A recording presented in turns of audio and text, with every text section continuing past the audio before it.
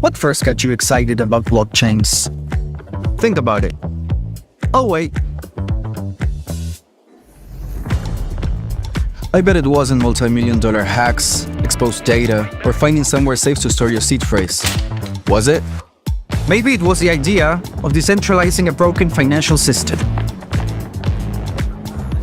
Maybe it was imagining a world where people own their own data and get to sharing the value it creates. Or maybe it was the promise of a fundamentally better way of connecting, communicating, and transacting. The next phase of the internet that empowers us instead of exploiting us. So why hasn't that happened yet? Why are we still living with the same broken system that blockchains promise to fix? It's because blockchains can't keep a secret. Enabling open, transparent systems was only the first half of the challenge. For blockchains to really change the world, they also have to be able to protect our sensitive data when it matters. And that's why we built Midnight, to bring down the final barrier to mass adoption and unlock the full potential of the decentralized web. Let's build the internet we deserve, together. Ladies and gentlemen, we all know this in crypto. Ownership matters. That's why Cake Wallet. Cake Wallet gives you full control of your digital assets, all in one easy-to-use application. You can store Bitcoin, Litecoin, Zcash, Monero, and many more with just one secure backup. Swap between coins in seconds. No copying addresses, no complicated steps, and even includes Bitcoin Lightning for faster payments. And with Cake Wallet built in, you can use crypto in real life through debit cards or gift cards. Simple, secure, self-custody. Download Cake Wallet and take control of your crypto.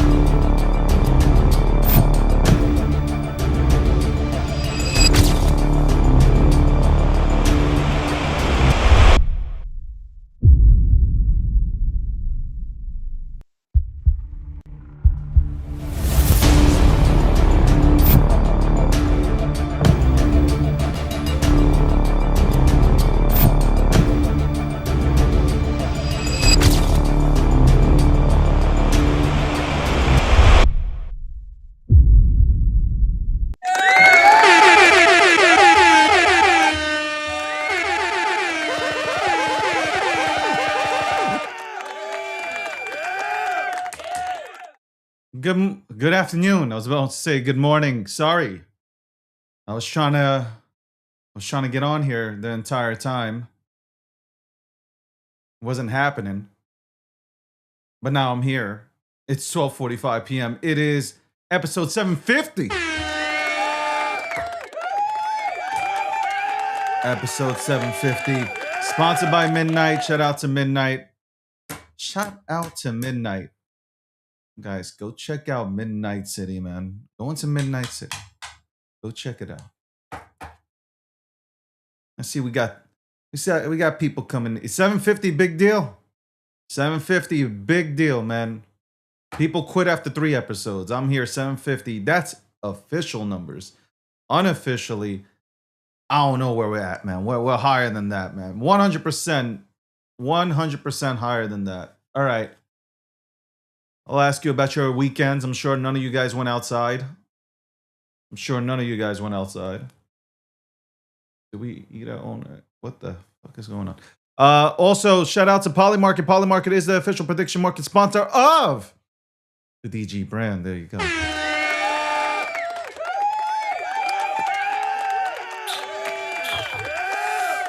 Also, shout out to Cake Wallet, one of the most secure wallets out there. Okay, if you're looking to go ahead and hold your Monero, your Litecoin, your Bitcoin, your Zcash, go ahead and use Cake Wallet. That's right. And check out Radar Chat. That's right. The team over at Cake Wallet came out with Radar Chat. It is and also G Markets. Check out G Markets. Canada owes us a week. At least the Northeast. As somebody who lives in the Northeast, I'd like to ask for a week back. Okay, we only get like 2 months of summer really here. and 1 week was taken away from us by Canada because somebody decided to go ahead and fucking smoke some trees. Okay, and this is, it's unacceptable. Okay, we were sitting here, the goddamn air quality was at the index was at like 600, 700. Okay, that's messed up. Absolutely messed up. Fucked up. On the show today, we'll have Leonidas from Dog on Bitcoin coming on.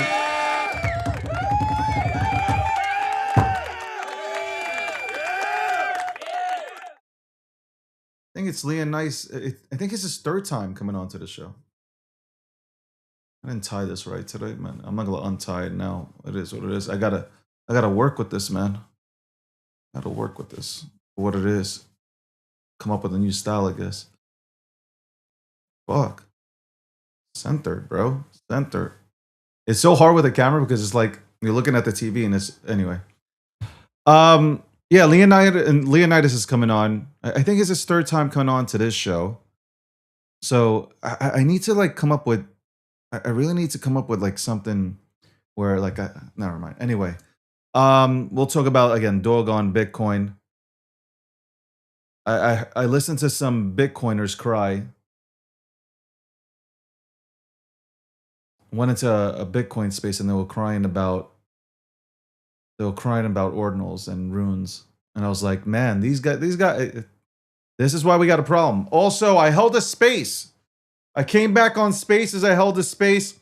I will figure out how to integrate this show and also have Spaces run live as well. So but you know, I don't want to do that because then like you guys won't show up here.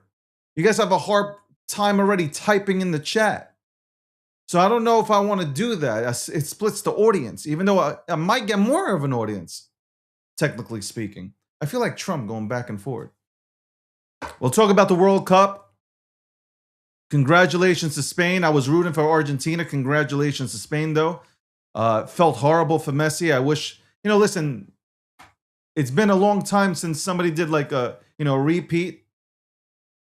Argentina really played well.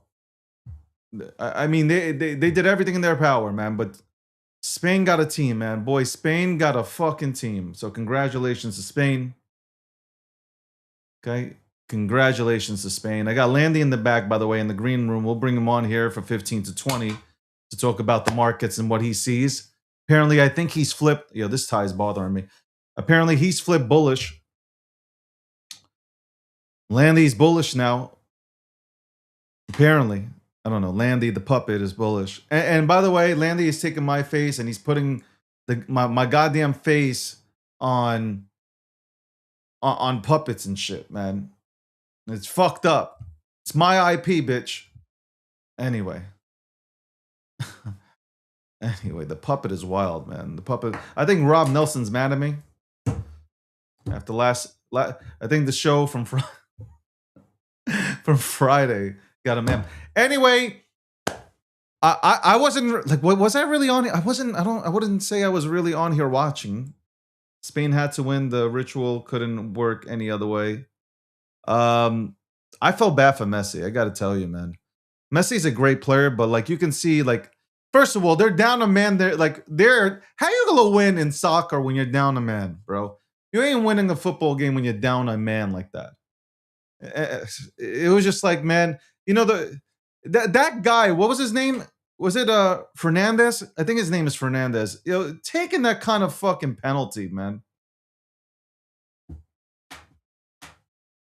You're already not doing well against Spain, and then this guy like decides, you know, fuck it, I'm done. Now you got fucking 10 men on the fucking field. Well, but they could have won. Actually, they could have tied the game at the end. Like it was that close because like they had like 2 or 3 good chances at the end, and they just like it didn't work out. So close though, so close.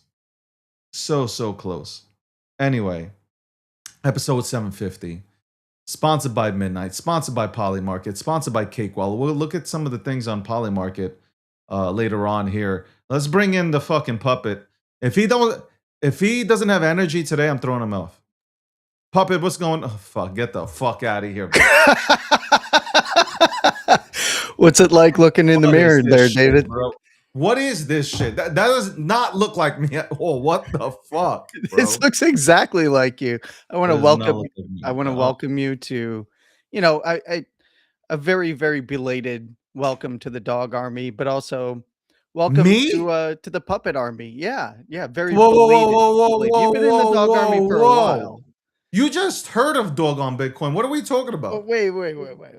I mean, maybe if you're talking in the mirror like you are just right now. Hold on, But you're welcoming me into something that I've been loud about. Oh, wait, what the fuck are you talking about? Are you smoking crack today? I'm sorry, what? I'm sorry. I'm over here just, enjoying coming back from being outside for the first time in a long time. So, I What heard about is this. that? That doesn't even look like me, man. I can you not see the eyebrows? This is clearly you. This is clearly you. Look What at those is that eyebrows. shit? Look at what he's doing right now. Those are the eyebrows right there. You just, you got some weird fetish, bro. It's fucking weird. Anyway, I looked at.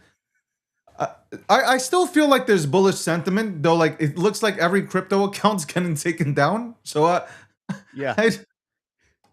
by the way, I've looked at the list. I don't even know any of them. So I don't know like if they're prominent figures in crypto or because I've been around, I've never seen them. So I have no clue. But maybe X is now going completely after. Is X going completely after crypto? I don't know. It's I've seen a few accounts and some friends that have mysteriously disappeared, their accounts suspended, and I'm not really sure why, to be quite honest, because I don't think that they were really doing anything that was violating the terms. So I'm a Time little out. unsure. Time out. Hold on. What? I don't have gray hair on my hair. I got it right here and right here. But relax over there, bits. Okay? Just because you're grayed out doesn't mean I'm joining your club, okay? Not yet. Not yet. No black hair, okay? Relax yourself. This over here, this is from crypto. 100%. It's all black hair up until here, okay? Now I don't know. Maybe this is God's work. I can do as many revisions as I want to this. David I as a know, but puppet. I think came is out and very people fitting. like men and women are saying, "Yo, you look sexy with the little salt and pepper, bro." I'm like, I keep it. Hey, Bits agreed with you. Yeah, look, I had to induct David into the puppet army. All right. He is now a 777 OG opium enjoyer, right? So for those that Guys, don't get too understand the lore- excited on TikTok.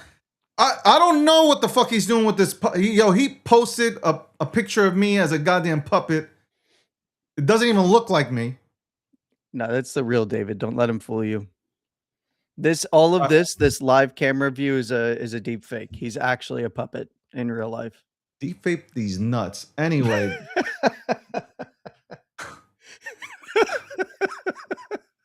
Yeah, somebody DM me. They're like, "Yo, your teeth are so white." I'm like, "Yeah, because I brushed them."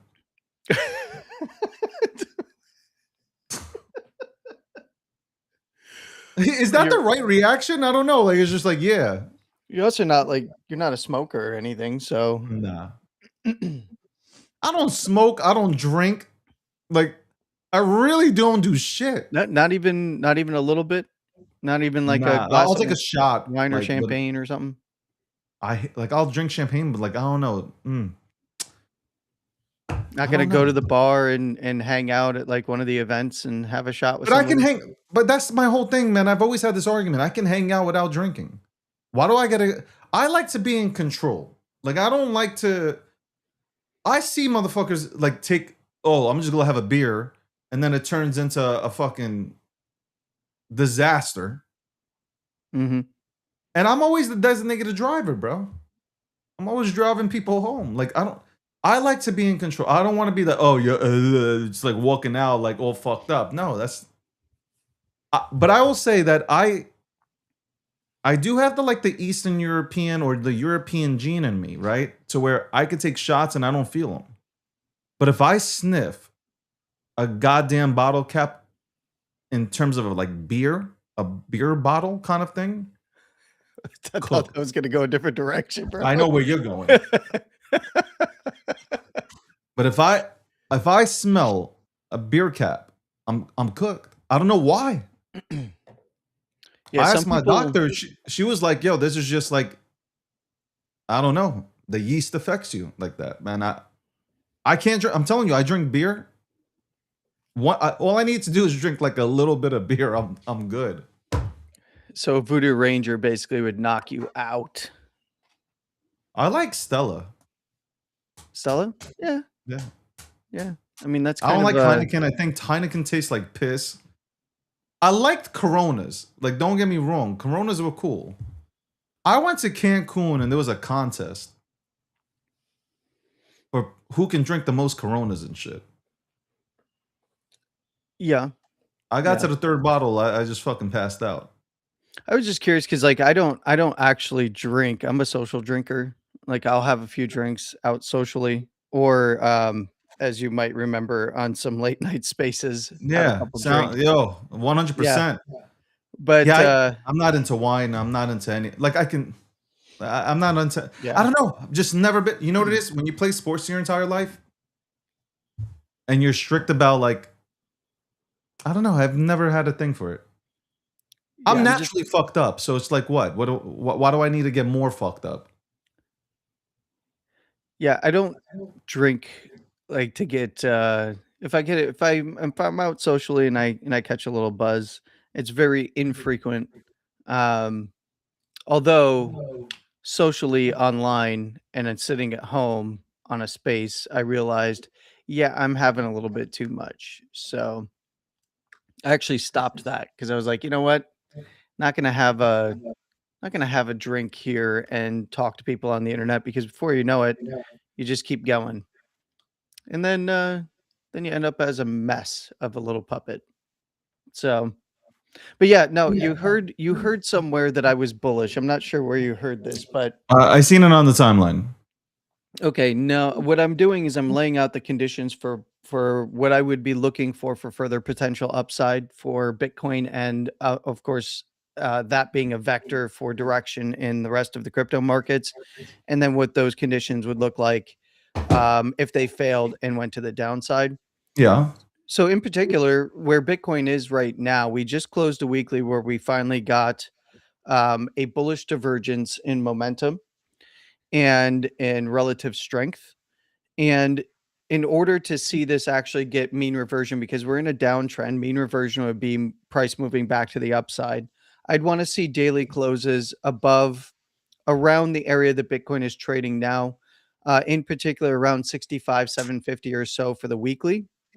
And then I would be looking for price to try to push a little bit higher, but I'd want to see daily closes, close over close price momentum start get moving to the upside pretty soon. The danger is though, if we do see Bitcoin fail here and it drops 62.5, then it starts to look like it could turn around into another lower high on the weekly. Below 61.8 is where that would start to present itself if we start to see daily closes come to coming into the end of the week where the weeklies might close below there. That would open the lows back up and potentially lower for another leg down. But Yeah. right now, there's not a lot to do. Bitcoin is kind of trapped in a pretty tight range right now. You know, around 62 on closes to the downside. Yes, there's been some swings below to around 65 to just above 65 on the upside. So we need to see Bitcoin break out, and it's really about, seeing which direction it takes. If we do break out above here, I would be looking for 68 to 70, 70 to 72, and then 72 to 74. And there's about $2,000 at a time of resistance overhead. Yeah. And then, of course, if it falls through the bottom side, there's still the lows, and that's still an area to be keeping an eye on as support around 58 to 60. But it would increase the chances that we start to get another leg down if we did see that. The big thing here is that just like in the prior bear market lows, we're starting to see that bullish divergence form on the weekly. And we need to see multiple drives, whether it comes from lower low price action or if we get a nice rally up and then put in some equal low, higher low that gets a bullish divergence. These are the things that we want to see develop throughout the summer coming into fall to actually start setting a macro low area of interest, whether it's here or lower. And I think that it's important that people understand the conditions because it's still a bearish trend on higher term timeframes.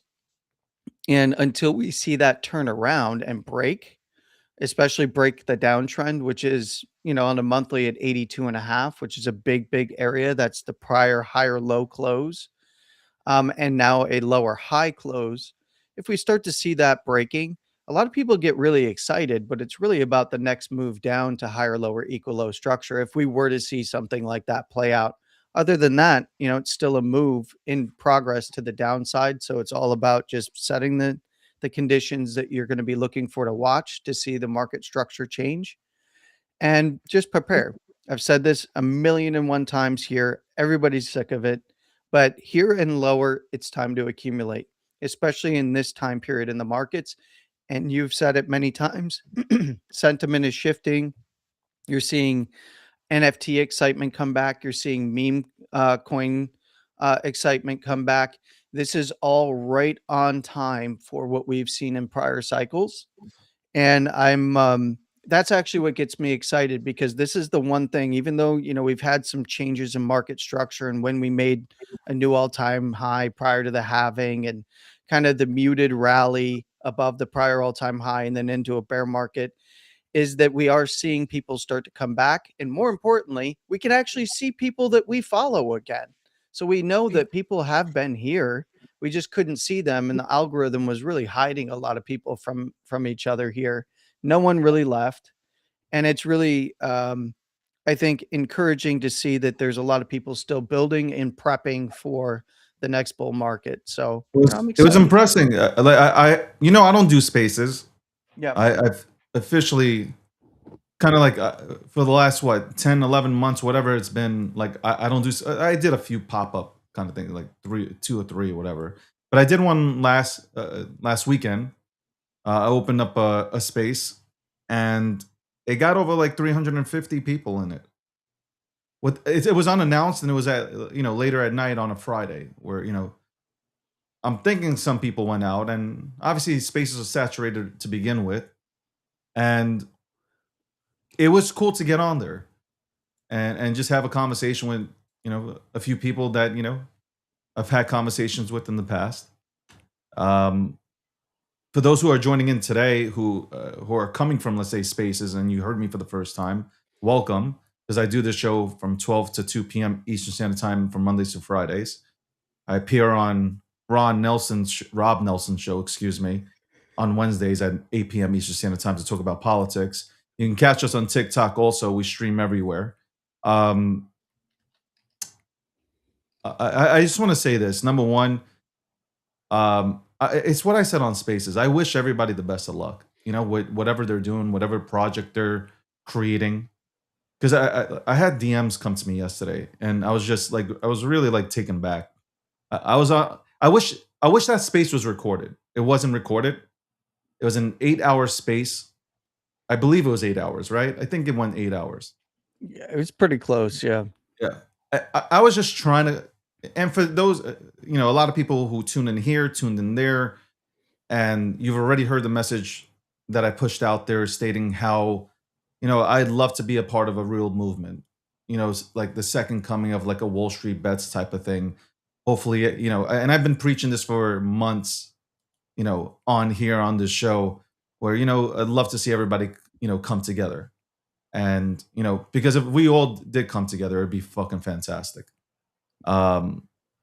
But I'm working on my own thing. I have my own brand that I'm working on. This brand a lot. I'm working on my own thing, and I'm working on my own product. You got G Markets, right? Like I'm working on things that are mine.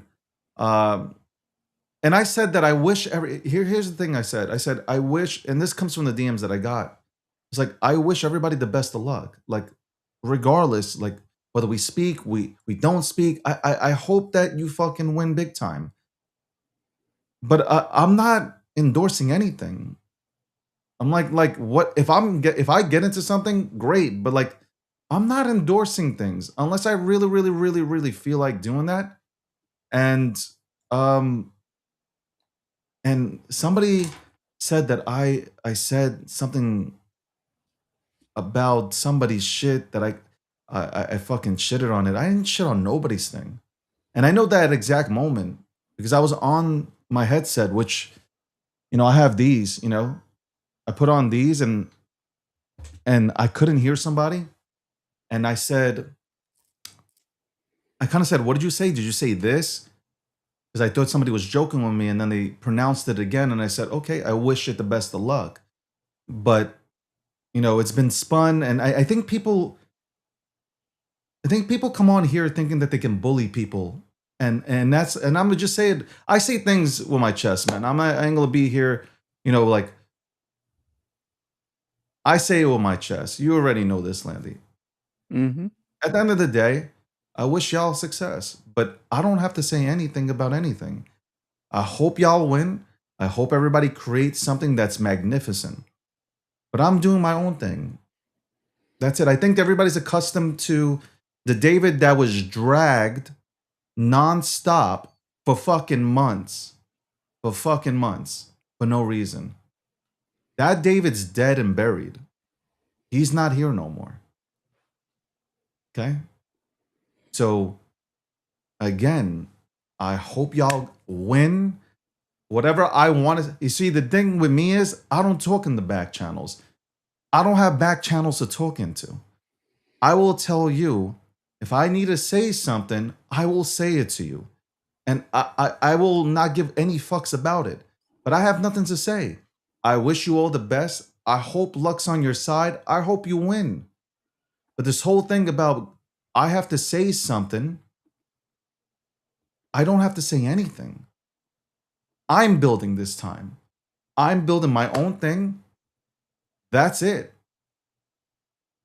And I'm talking about products. I'm focused on my own thing. Like I'm not, that's why I stay. Do you understand why I stay away from spaces? It's nothing but drama. I'm not saying all of them, Landy, but I'm saying a lot of these spaces are just like every time I open up a space, I do it in good faith.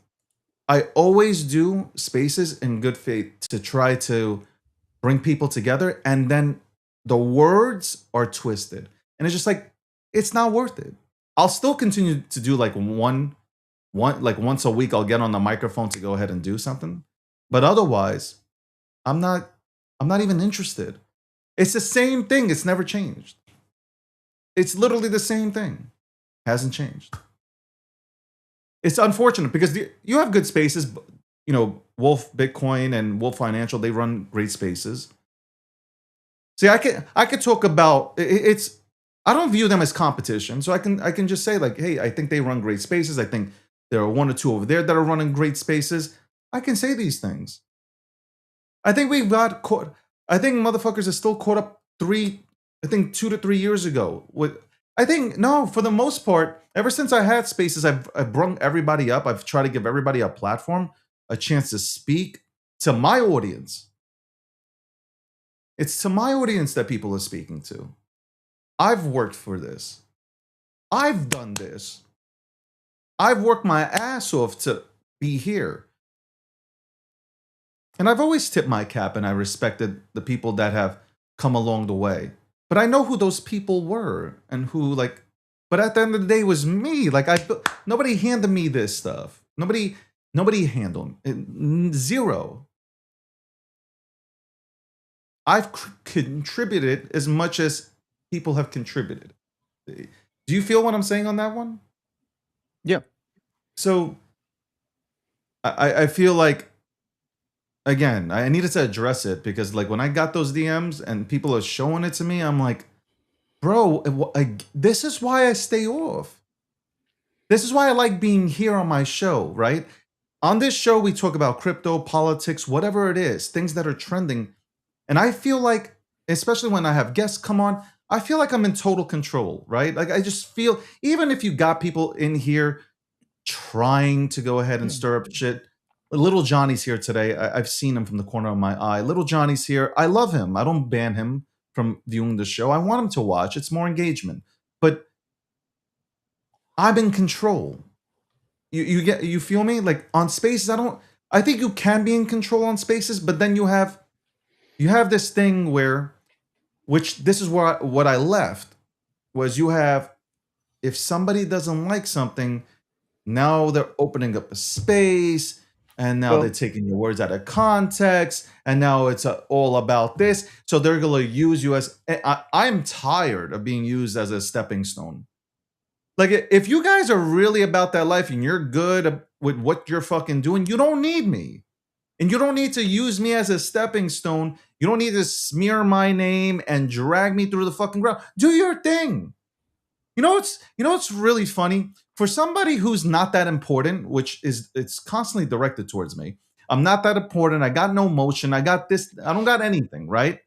It's funny though that you motherfuckers will use my name to go ahead and give yourself some motion. So make it make sense. I don't have motion, but you talk about me. look, there You make is up shit about me. You drag me through the fucking ground.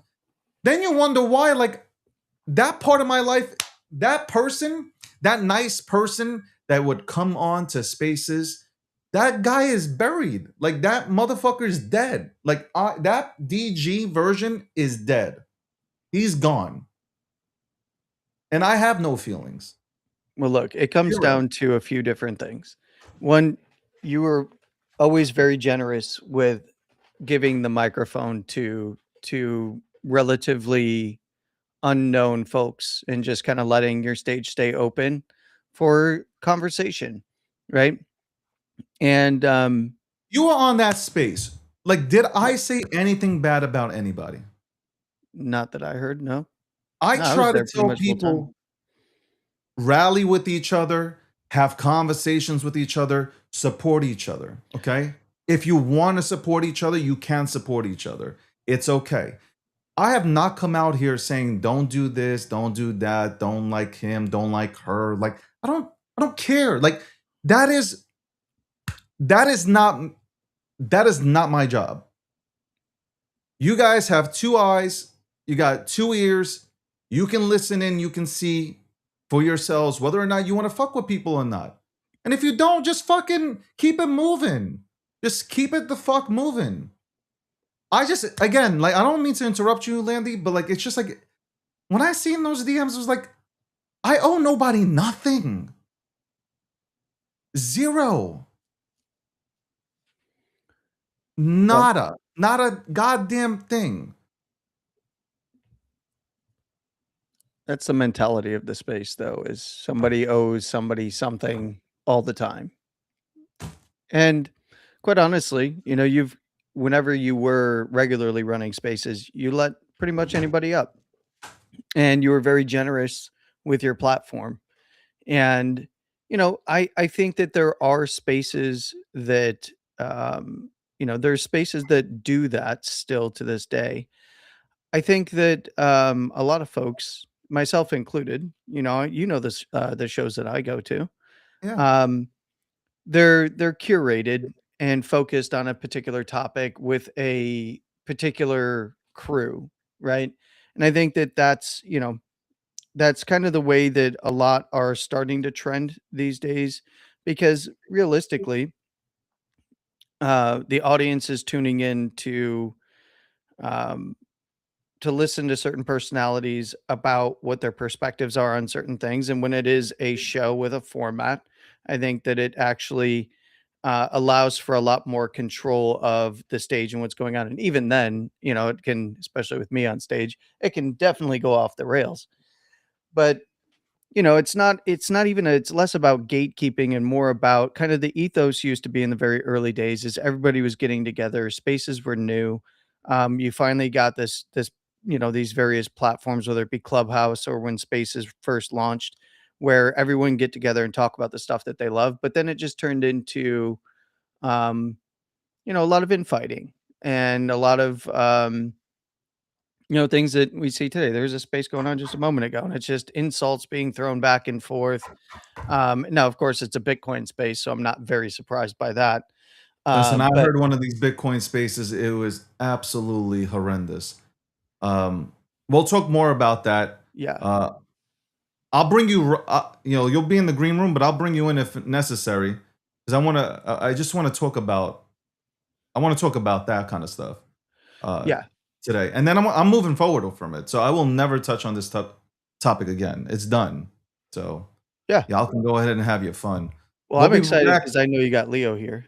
Yeah, Leonidas is coming on in a minute or two. We're gonna go to a commercial break. Okay, we'll talk about everything that's happening. Talk about Dog. We'll talk about memes. Talk about all that good stuff. Dog mode nodes, baby. Oh, here we go. Hell Anyway, yeah. we'll be right back right after this. Puppet. Goddamn Puppet. Everybody say bye to Puppet. He'll be back though. He's here. Puppet. Puppet. We'll be back right after. What first got you excited about blockchains? Think about it. Oh, wait. I bet it wasn't multi-million-dollar hacks, exposed data, or finding somewhere safe to store your seed phrase. Was it? Maybe it was the idea of decentralizing a broken financial system. Maybe it was imagining a world where people own their own data and get to sharing the value it creates. Or maybe it was the promise of a fundamentally better way of connecting, communicating, and transacting. The next phase of the internet that empowers us instead of exploiting us. So why hasn't that happened yet? Why are we still living with the same broken system that blockchains promise to fix? It's because blockchains can't keep a secret. Enabling open, transparent systems was only the first half of the challenge. For blockchains to really change the world, they also have to be able to protect our sensitive data when it matters. And that's why we built Midnight, to bring down the final barrier to mass adoption and unlock the full potential of the decentralized web. Let's build the internet we deserve, together. Ladies and gentlemen, we all know this in crypto. Ownership matters. That's why Cake Wallet. Cake Wallet gives you full control of your digital assets, all in one easy-to-use application. You can store Bitcoin, Litecoin, Zcash, Monero, and many more with just one secure backup. Swap between coins in seconds. No copying addresses, no complicated steps, and even includes Bitcoin Lightning for faster payments. And with Cake Wallet built in, you can use crypto in real life through debit cards or gift cards. Simple, secure, self-custody. Download Cake Wallet and take control of your crypto.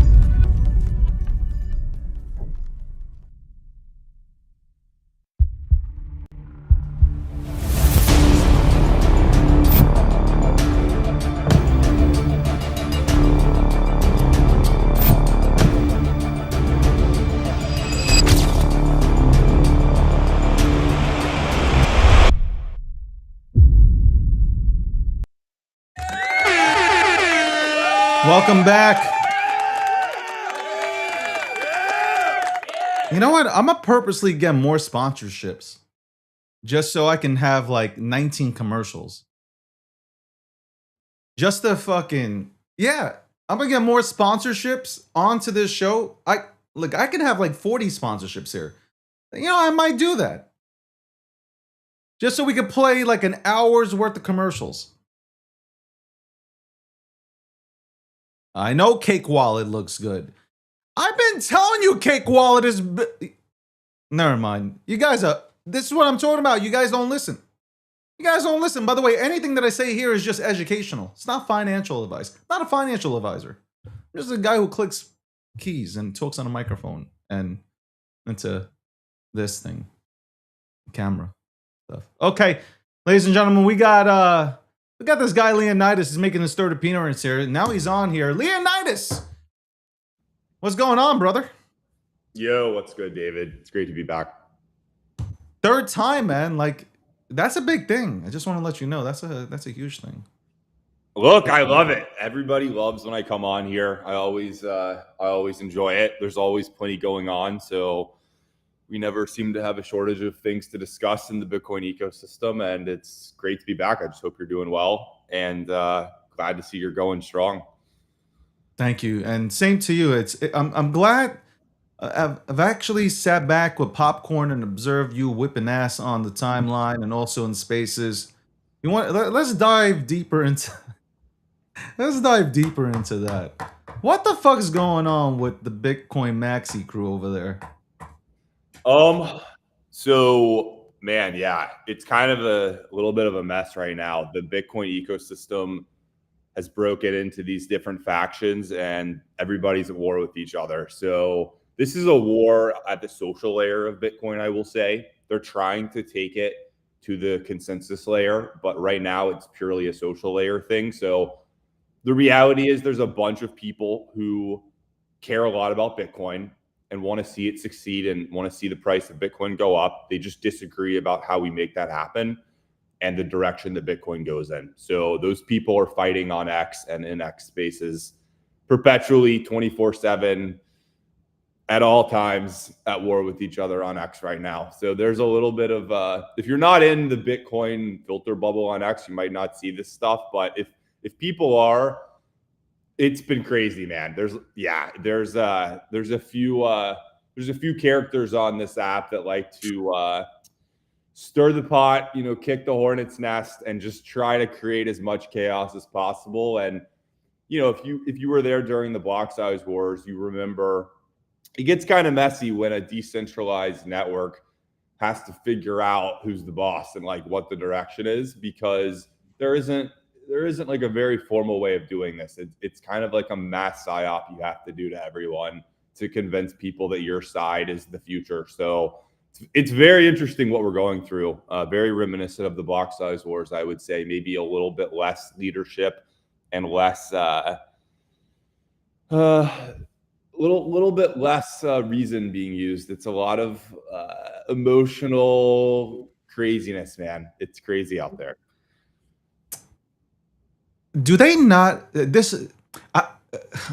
I'm looking at some of these people that are talking about Bitcoin, and I specifically start looking, and maybe this is bad, but I look at when their accounts were created, and it's like 2023, 2022, 2024. And they're okay, like, and some people say, well, you can't judge on that, but I'm like, yeah, but it's the first time I'm hearing from them, and they're telling people how things should be working. Do they just not understand this new generation of Bitcoiners, I guess? I don't want to call them Bitcoiners because I think Bitcoiners are more open-minded.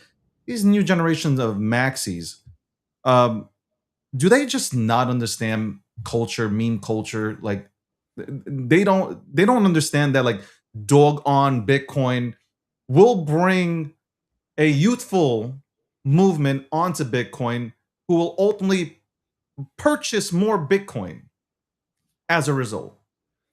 Yeah, look, it is interesting. Your observation is an observation that I've had as well. I think a lot of these individuals, specifically who are in this Bitcoin Knots, BIP 110 community, I believe, yeah, they showed up in the last cycle, sort of like post FTX. It's been very interesting to have these debates with them because what I found is, yeah, they don't seem to understand Bitcoin very well, right? I think we have to take a step back and understand like how we got here, right? So Bitcoin had this major governance battle in 2017. The side that won ultimately decided to scale Bitcoin off of Bitcoin with this Lightning Network, which is a really cool state channel solution. The issue is that it didn't really manifest itself in the sort of level of adoption that it needed to be this like huge success, right? In 2021, they finally built this thing, they deployed it, and it's supposed to just overnight, these El Salvador is going to have these circular economies with mass adoption of Bitcoin, and everybody's doing Lightning Network and using it to buy coffees and all this stuff. And it just didn't happen, right? It's a cool tech. It's like a novelty for like Bitcoin maxis to mess around with, but it didn't it didn't work. Like, it's just the reality. Like, we don't have billions of people using Bitcoin as money. That did not happen. I think eventually it will happen. I don't think the Lightning Network is going to be how we achieve that. But the bottom line is the group of people we anointed Bitcoin Core to sort of run Bitcoin and take us down this path of the Lightning Network and scaling off chain. What that's ultimately resulted in is a failed experiment. So we're kind of back to the drawing board. People are revolting against that group of people. And you now have these three new factions. I call them like the suit coiners. So these are like the paper Bitcoin, Wall Street, ETF, sailor guys, right?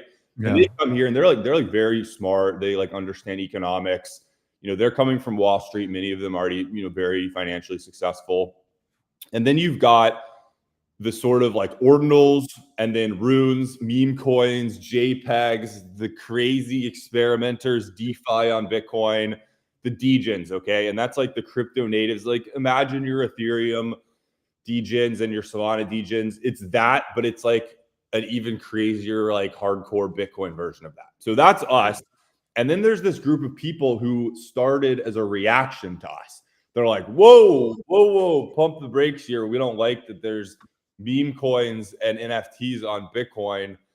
So then this group of people, this is the people who are proposing this fork, BIP110. It's a Bitcoin improvement proposal that tries to stop ordinals and NFTs on Bitcoin.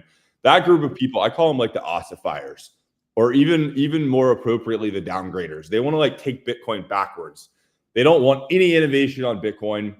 And those three groups of people coming out of the 2021 cycle, those three groups of people captured all of the newcomers. So the newcomers, it's not very sexy to go be like a follower of Adam Back anymore. People are, you know, seduced by Luke Dash Jr., Dogcoin, Sailor. These groups have captured all the newcomers, and now we're all sort of jockeying for power, and it's a little bit of a mess, man. Nobody really knows what's going on in Bitcoin anymore. Like, I have a direction that I think Bitcoin should go in, and we're gonna fight for that. We're gonna fight like hell for dog mode and to make sure that Bitcoin stays, censorship resistant and neutral at the base layer. But there's a lot of people who disagree with that, and yeah, we have to fight these guys and win. Do you, because I'm listening to you, you brought up something. Do you think that Bitcoin does lack leadership? I mean, who inspires you in Bitcoin? Like, I don't see somebody who like really inspires me where I'm like, wow, that person is telling me a future that I can get really excited about. Like, I see people selling number go up. I see people, selling some sort of like thing that's like super niche and like, okay, I guess if you're in this like weird anarchy community, maybe you're into this, but like, why are we not representing ourselves and telling the story that needs to be told? Like, if I look around, I live in the US, a $5 footlong is now like $15. The dollar menu disappeared. Like a burger is like $10 at McDonald's now. And I don't know, man. It's like the left in our politics says, one reason for that. The right says there's another reason for that. Both are totally wrong. They're both completely lying to everyone. Cost of living has nothing to do with any of the stuff that they talk about. We fundamentally have a system that's broken, right? Bitcoin is the solution. We have a group of people who have, essentially centralized power over our money supply, and they print money like degenerate retards and expect everybody to just be okay with that, and then blame each other when there's like, ridiculous levels of inflation. So Bitcoin's the obvious answer, and a finite supply of money, 21 million Bitcoin. This is the answer. I don't really see anybody articulating that to the American people. I see a bunch of people kind of fighting with each other. So yeah, I don't know, man. It's weird. I've gone into spaces, I've listened for 5 minutes. Either they're talking about furniture or the last space I went into, some guy named Puncher, maybe I'm wrong, some guy named Puncher, and he was like, how dare you guys support ordinals and how dare like we have to pass this. It like and the co-host was like calm down because and he was trying to explain the ethos of Bitcoin and he was like, you don't denominate it in Bitcoin. You're saying it in US dollar. I'm like, holy shit. If I'm new to Bitcoin, if I'm just new and I'm rolling up in a space like this, I'm out. I'm investing in gold or I'm calling Peter Schiff. Hey Peter, what's fucking going on? I think I think you have the opportunity. So I've said this to Landy, who's backstage, and I'll let him on for like a question or two because he was like, "Bring Leonidas on, okay? Dog mode, bring it on." I'm like, okay. I think you have the potential to bring a hell of a lot of new people into Bitcoin with what you're doing. Like I really, and I've stated that so many times. I'm not just saying that because you're on the show. You can replay it. Said this is exactly what Bitcoin needs, and this is something that Sailor, who's been on the show and a lot, don't need to push this away. This is necessary. You want to bring the younger generation, like more youthful generation, like that cypherpunk generation, back into this motherfucker. This is how you go about it. So that's how I feel. Yeah. So I think Dog's really unique in that it's purely designed to create this mass onboarding event for Bitcoin, right? Like if a meme coin on your blockchain goes to the moon, that's tens of millions of people downloading self-custody wallets. They're probably going to end up buying Bitcoin in order to buy Dog. I watched this on Ethereum with Shiba Inu, right? Like this is literally the absolute max best scenario for your chain is that you get lucky enough to have this meme coin that just goes insane, right? It is there's nothing like it. Yeah, you got to get people onto your chain somehow, and you got to get people actually using the chain. The problem with Bitcoiners is coming out of the block size wars because the group that lost wanted to scale L1 and get people to use L1. They sort of adopted this mentality of the side that is bad to use Bitcoin, which like that's the first mistake. Like that everything we see today, everybody's using ETFs and Sailor's MicroStrategy product instead of actually buying custody and holding their own keys. Like none of these spaces that you're listening to, David, they don't talk about educating people how to, custody their own Bitcoin and like not your keys, not your coins. They just completely gave up on all that, right? And this whole new generation of people that's here, they don't even remember ever hearing any of that stuff. So like somebody has to basically sort of do a reset here and be like, whoa, like let's pump the brakes. It's cool that you guys are trying to get like nation states and institutions to join Bitcoin. That can be a way that we make Bitcoin go up. But it's also important not to just completely throw out everything that made Bitcoin incredible and the culture that got us here. So we're really the people who are going to do that, right? Like we are the ones who use Bitcoin every day. So a few stats for you here. Majority of transactions in a Bitcoin block are Bitcoin meme coins. Bitcoin meme coins are more popular than the BTC transfers of money or store of value on the Bitcoin network right now. Like we're actually using the chain. These guys just told each other, hey guys, we got to stop using the chain. So we showed up.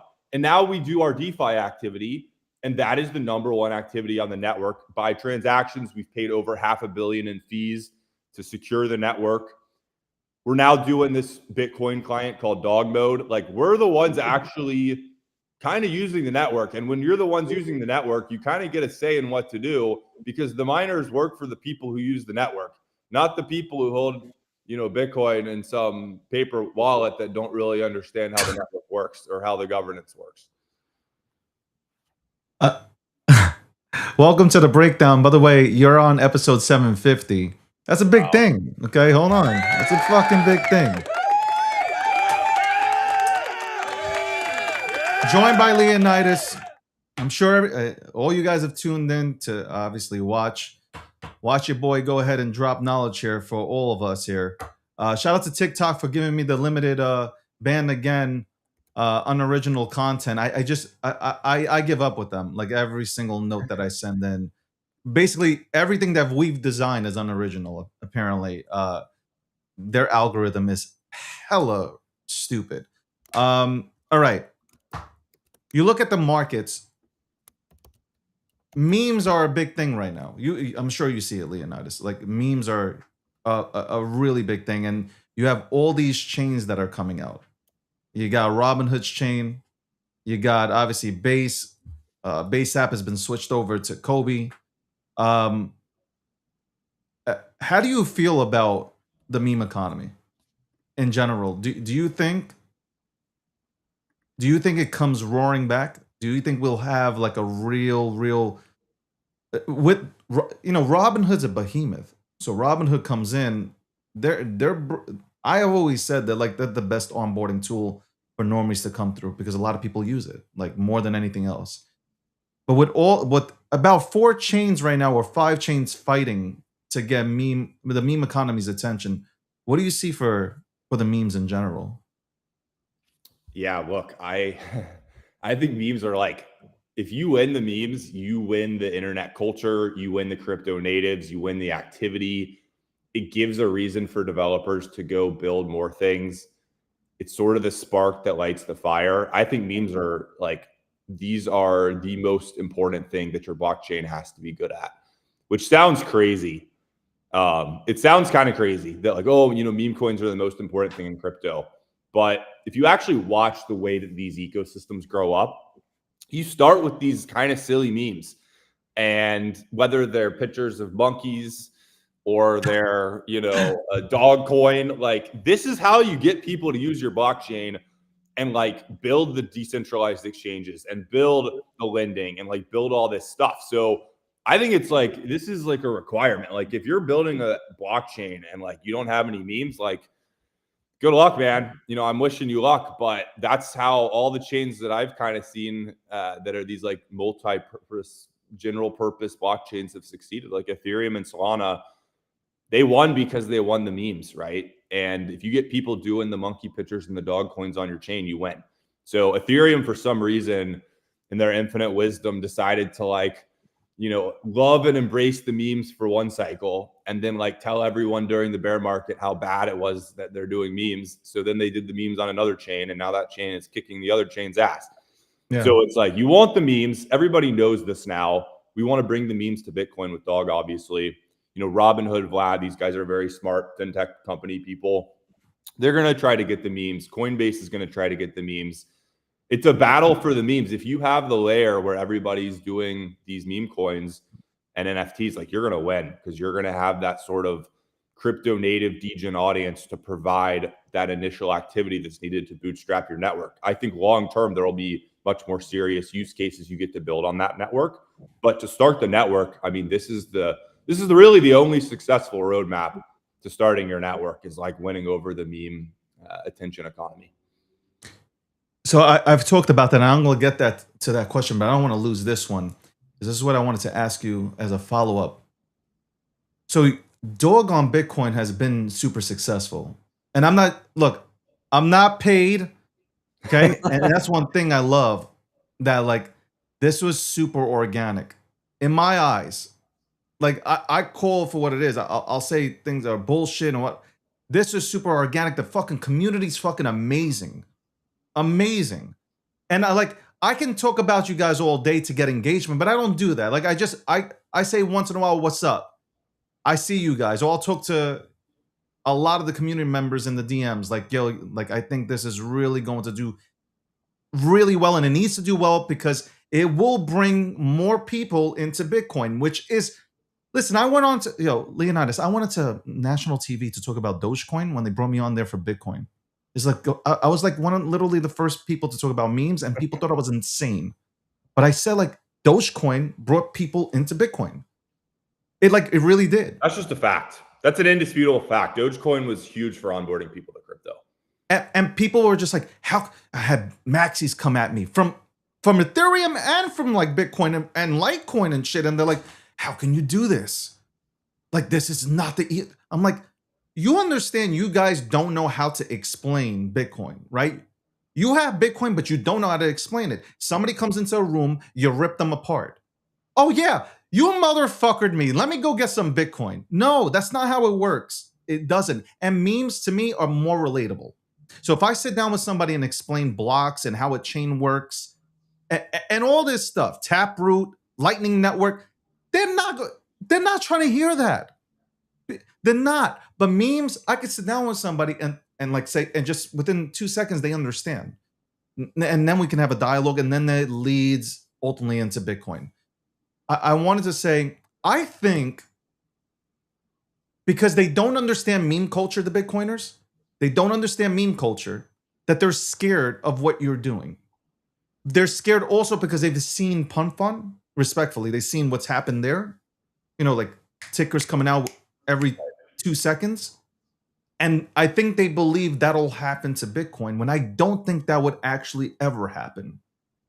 So that's just my take. I could be wrong. You might say, you know what, Dave, I think you're wrong. But I think I'm right where I think, number one, they're not very well versed on meme culture or culture in general. Like you said, they just came in here. They graduated last cycle. The good people retired because they don't want to deal with the nonsense. But they don't understand meme culture. They don't understand the culture at all. They don't know about the cypherpunk culture to begin with. And I think they're scared that, like, if you succeed, which you will no matter what, Dog on Bitcoin will succeed regardless. But if that succeeds, that means that there's a potential that everybody starts using the network and just you do have other shit on Pump Fund that's coming out, and I think they might feel that could happen to Bitcoin. But what are your thoughts? So my honest thoughts here are these people just, yeah, they definitely don't understand meme coins. But I think the bigger takeaway is like these people are kind of irrelevant, David. They just don't matter. Yeah. They don't do anything, right? Like they're not, Bitcoin isn't this thing where there's like some huge Ethereum foundation that kind of controls everything, right? Like, nope, there's no boss. There's nobody's really in charge. So correct. You can try to tell people that like, I run Bitcoin or I'm in charge, but nobody's in charge of this chain. Okay. So there's not some huge treasury that like that group of people gets to determine what happens. Like this group of like laser eye maxis, like they don't do anything. Like if you actually look at the last 10 years, like these people have done like 2 upgrades to the network for the most tiny little minute things that are totally irrelevant. It does, like, I would say Bitcoin is succeeding purely because it's such a beautiful creation at the start, right? Like this thing is so like Satoshi is the reason Bitcoin is succeeding because he just made such a great invention, and it's succeeding in spite of this group of idiots, parading around, lecturing. Like I watched this space like 3 years ago. Elon Musk joins an X space. Yeah. Oh my God. Bitcoiners. And this guy, who, by the way, like this guy doesn't even understand Bitcoin very well himself. He begins to lecture Elon and try to make it this moment where he's like this intellectual academic Bitcoin maxi who's going to dunk on the richest man in the world. Was it Moss? Because I was in the room. I don't even remember him because he's not around that much anymore. Yeah. I know his PFP. I can see his face. He's kind of obnoxious. You probably were there. You were probably. I was there. I was listening. The guy just like, he was trying to like score points with his like little inner circle of Bitcoin maxis. And they're in this endless game of like trying to virtue signal to each other, like who's more extreme and who's the most against meme coins.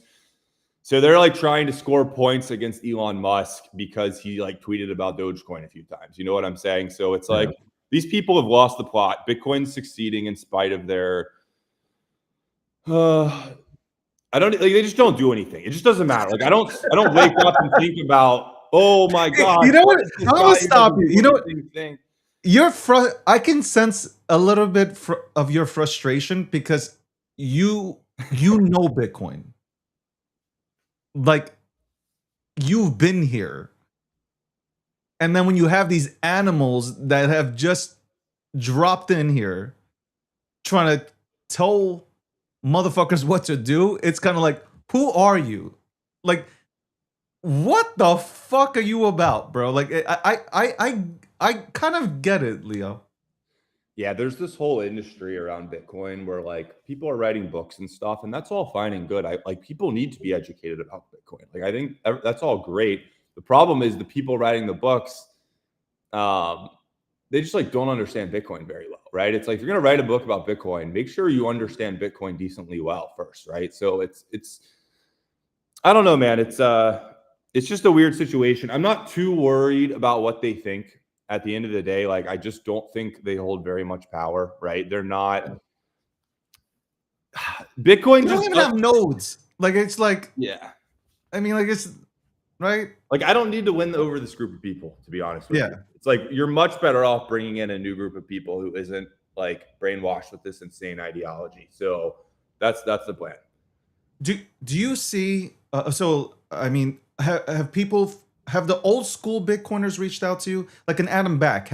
Are these people reaching out to you and saying, like, you know what, this actually is a good thing for Bitcoin? It puts more eyes, more youthful eyes onto the network. Because Yeah. everybody, you know, here's the thing. Here's the fucking thing that I don't like. You contradict yourself, not you. They do. When you say you can build everything on Bitcoin, right? You don't need you don't need these things over here. You can build we can build everything on Bitcoin. I've been in these conversations. Yeah. You can build everything on Bitcoin. So the moment somebody tries to build something on Bitcoin, we can't build that on Bitcoin. So which one is it? Then you can't dog these other these other protocols. If you say you can build on Bitcoin anything you want, we can build it on Bitcoin. We can make Bitcoin everything. But then as soon as somebody goes ahead and creates something and you try to push it out, then what the fuck, bro? But it has like a Adam Back and a bunch of the old school cats reached out to you and said, you know what, we see what you're doing, we like it. So there's definitely been some of that. I would say most of these guys, though, fit into this camp of they do understand Bitcoin. They're very bright. They don't have any sort of like technical educational limitation in these conversations. Like, they know exactly what's going on. So there's no way they side with this BIP 110 group of people. So that's good. They're not like taking the side of BIP 110. We're in like a temporary alliance with this group of like the intellectual maxis purely because we have a common enemy. The problem is, though, they're trying to walk this fine line of being anti-meme coin, but also anti-BIP 110. So like the BIP to stop the meme coins, they're against, but they also claim to, you know, not like the meme coins. So of course that's total, you know, bullshit, right? Like, Yeah. Adam Back has a company that created a few years ago and it was like a cool thing, you know, an NFT marketplace on Bitcoin and all this stuff. Like, the guy is completely intellectually dishonest in these conversations. And I get what he's doing. He's being a politician. He has to basically walk this fine line so that he keeps his audience. And he wants to sort of have his cake and eat it too, and like have the Ordinals and Runes people kind of support him, and then also have Luke Dash Jr.'s fans, you know, support him when that fails. So he's just trying to be relevant desperately in a time where, like I said, like, he was in the sort of ruling faction of Bitcoin for many years. He was sort of given free reign with Blockstream and Bitcoin Core to like do this Lightning Network experiment, try to do that future for Bitcoin, and he failed. So now he's sort of getting overthrown. And I don't think, you know, he's just hanging on for dear life to not just completely be totally irrelevant. He still wants people to listen to him. So he thinks the way to do that is to like not really pick a side. But the reality is, like, you gotta pick a side. Like, we're either going to do Silicon Valley style, you know, DeFi and experimentation and have 1,000 companies come and build and innovate on Bitcoin, which Adam Back should totally be for. He's basically one of those companies. Or we're going to be this ossification, you know, nobody touch anything. Actually, maybe we will touch something, but we're going to make the box sizes smaller and we're going to go back 15 years. Like, that group of people can win. I think we're a much better version of Bitcoin. I think people should be building on Bitcoin. I think it's ridiculous to scare away developers. It's leading to a brain drain. And yeah, Adam Back. I don't even think Adam Back knows what he's doing anymore. Like, he's just kind of going with the flow. These JPEGers showed up. These crazy BIP 110 people showed up, and now he has to like tweet about us instead of whatever the hell he's tweeting about 3 or 4 years ago. So he's trying to stay relevant, man. It's a game of attention. That is, I'm gonna bring in Landy, who I think is like, he's a secret Bitcoin maxi, though he tries to like, I think what you just said about Adam Back, I think Landy tries to do it. I don't know if you know Landy, but Wow. Landy, we have, you know, we have Leo on here. You said, you know, it would be really cool to bring on Leonidas. Well, I brought him on. Yeah, because he's one of the most coherent in making any argument about what's happening on Bitcoin at this particular time, and has been for quite a long time now since he's joined the Bitcoin network. And see, here's the difference between Leo and a bunch of these other folks that are out there talking about it. He's actually worked on the network. He's actually done things on the network. He's actually pushed the network forward in a meaningful way, which is honestly one of the reasons why Luke and the BIP 110 crew is losing their minds. The the biggest thing here is I listen to a lot of these conversations as well, and obviously I've talked to Leo. How you doing, Leo?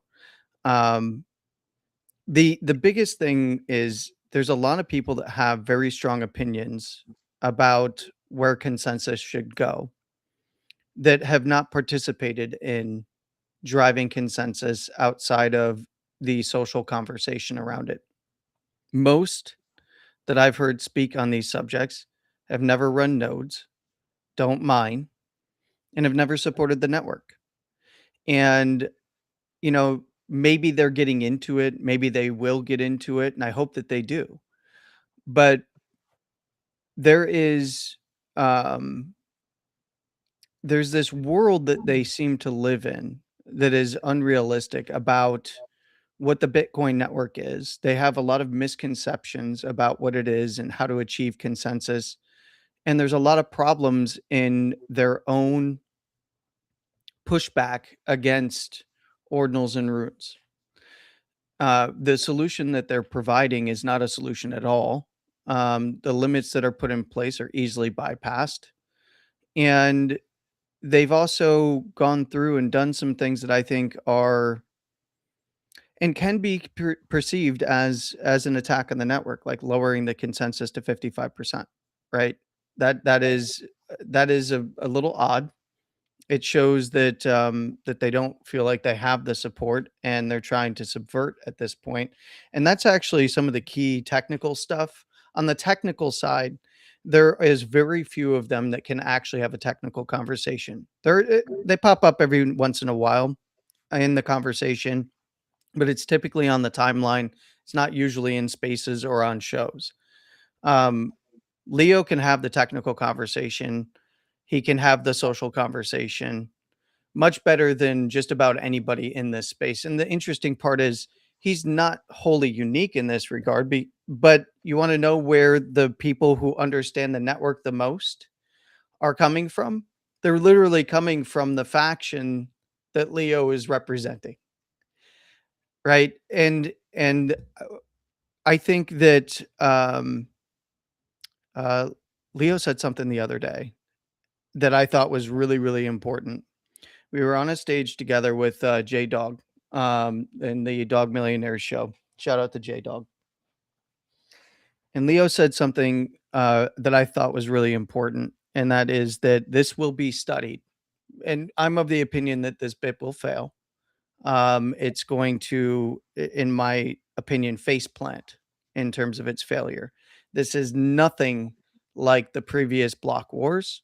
This is nothing even close to approaching the uncertainty, the fear, the any of the tangible network level considerations that we had to deal with at that time. And this will be studied. This will be studied in terms of how not to do things when you are trying to push something forward in terms of a proposal that will be adopted as consensus. And as somebody who is a miner who does support the network, I can tell you I've had conversations with many of my peers in the industry, and most weren't even paying attention to this because it was just noise until fairly recently, where they've said, like, look, we're going to, we're going to make a decision internally in our pools to either support or not support. And we're going to let everybody just figure it out. You saw probably the leaked well, it's not really leaked, but not an official announcement out of Foundry, but Foundry saying like, look, if it hits, if we got, 51% of the pool signals, then sure, then we'll signal as a pool, right? But and this is happening across. These are conversations that are happening across many different pools and many different miners.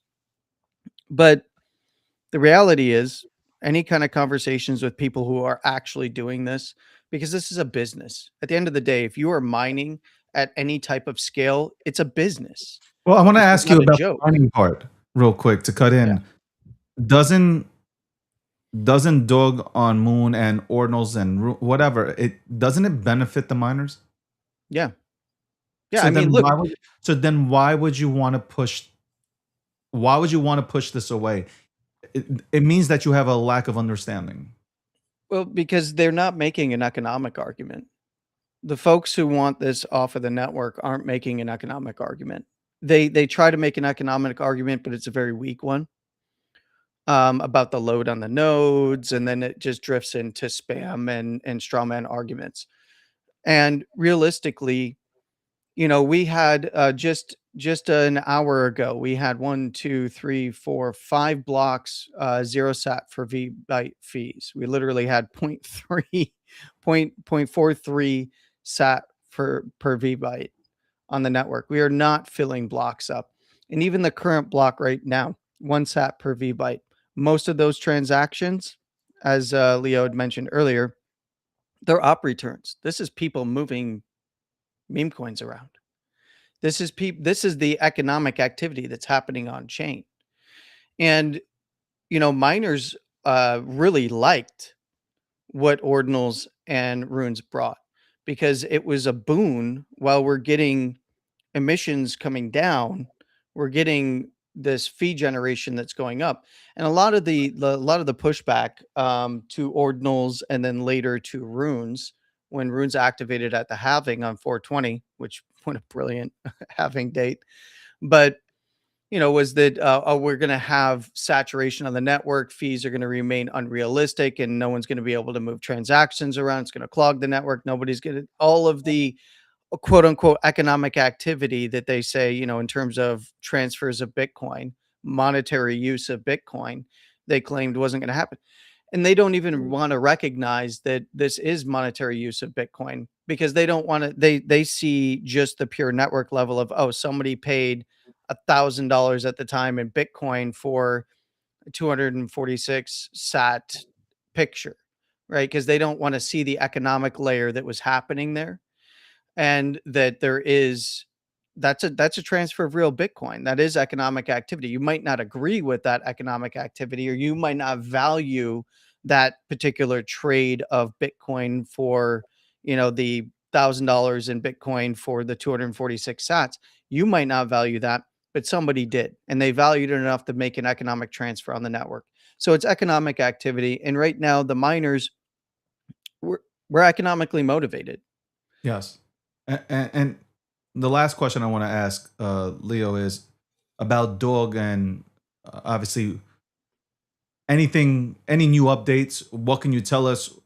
Any new stuff in the works that we don't know about, that the audience doesn't know about? I'd love to go ahead and hear it. By the way, shout out to the Dog Army. You guys are fucking crazy. Okay? Get the fuck out of my DMs. Nicely, I politely say. But Leo, what do you got cooking up there? What do you guys got cooking up on with Dog Yeah. in the next 6 months, 6 to 12? Listen, we've been fighting these guys for years. This is not a new thing. Luke Dash, from the moment there was an ordinal inscription hitting the network, Luke's been very angry and trying to, stir up people against us. So we've been fighting these guys for years. We've gotten tired of essentially a group of people who kind of sit around all day and try to lecture other people and tell them what to do in the block space that they bought and are doing valid Bitcoin transactions in. If you buy the block space, no other blockchain does this, by the way. No one gives a shit. It's like you buy the block space, you do your whatever you want, your meme coins, your NFTs, your DeFi, and you move on with your life. You validly purchased it from a miner, like do whatever you want. These guys want to sit here like hall monitors and like slap everyone on the wrist. And we just got tired of it. We're like, This is ridiculous. The stuff they're actually arguing about, by the way, it's all these relay policies, which are these sort of made up kind of fake rules, is what I'll call them for now. Okay. Yeah. So dog mode strips out 2 of those fake rules, and we're going to be able to do transactions on Bitcoin that we traditionally have been doing, but we've been having to go around the Bitcoin network directly to miners. So instead of Bitcoin Core relaying our transactions, we're just creating this like black market for Bitcoin transactions where I'll go to Mara or Ref2 and have them mine something for me. That's not ideal. That's an unhealthy state of the Bitcoin network where you have sort of a group of insiders who has special relationships with miners who can do these transactions, but nobody else can. That's not great. So these non-standard transactions, these sort of 4 megas, you've seen these like huge images get put on Bitcoin, this sort of a thing. We want everybody to be able to have access to do them. There's a huge demand to do them.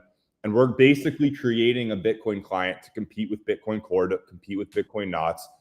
And this is going to, instead of going in the Bitcoin Knots direction of restricting everything, we're going to actually open it up. We're going to open the network up to what is possible, and specifically starting with these 2 very specific changes, which is removing the dust limit down to 1 sat and basically allowing people to make up to 3.9 megabyte transactions on the network. And there's a lot of demand for these 2 things. There's a lot of economic incentives for people to run a node and make those transactions. And we don't have to fork the network. So unlike BIP110 that Landy correctly pointed out is going to fail. I mean, it's already failed. Let's be honest. Like, this thing has already failed. It's not going to happen.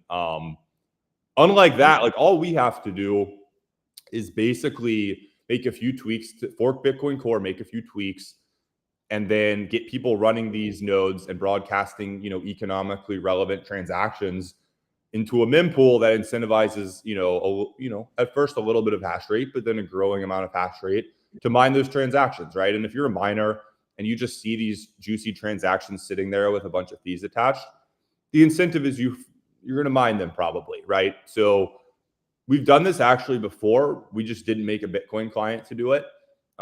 This is how we lowered the kind of floor on the fee market from 1 sat to 0.1 sat.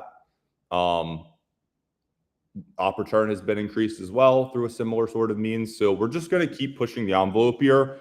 And I'm measuring Bitcoin.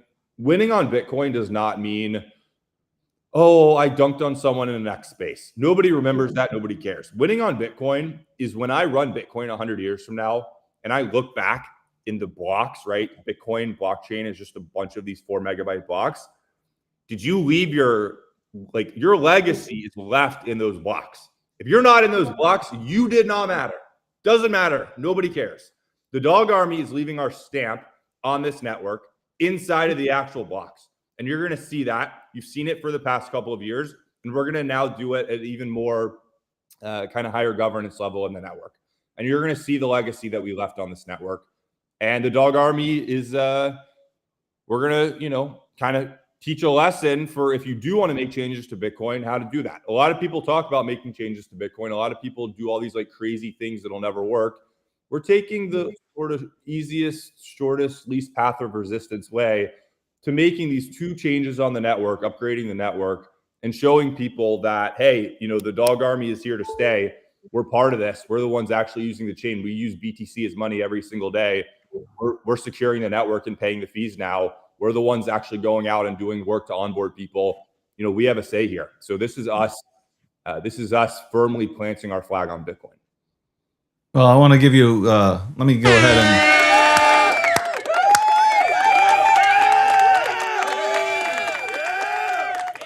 I told you this before. I think you're doing a phenomenal job. I absolutely fuck with Dog on Moon, Dog on Bitcoin, excuse me. And I think the Dog Army is one of the most special communities in our space. Like, they show up every single day. Like, you're on the show today, so there's more of them on here, but like, they do show up to this show. I see them out there. If I ask a question, they pop up. I love seeing that. So I really do hope you win absolutely huge. And definitely, it's not just with Dog. You're fighting for bigger things here with what you're doing. So it's really cool to see. So I do definitely appreciate you. I appreciate it, guys. Landy, David, this has been great. Appreciate you guys. Have you Oh on yeah, in a Leo. few months from now. Landy, shout out to Landy also. Thank you, Leonidas. That's Well, yeah. Leonidas, man, the leader of I would say the leader of he's leading more than just more than just dog. I would It's say more that. than the dog army at this point. Look, Yeah. what I think a lot of people, a lot of people don't pay attention to Hold your thought. Bitcoin. Hold on. Let me go to a Yeah, commercial. We'll yeah. be right back to assess this situation. Right after this, Landy. Don't put me as a puppet on this motherfucker. Oh, you're gonna be a puppet when we come back. What first got you excited about blockchains? Think about it. Oh, wait. I bet it wasn't multi-million-dollar hacks, exposed data, or finding somewhere safe to store your seed phrase. Was it? Maybe it was the idea of decentralizing a broken financial system.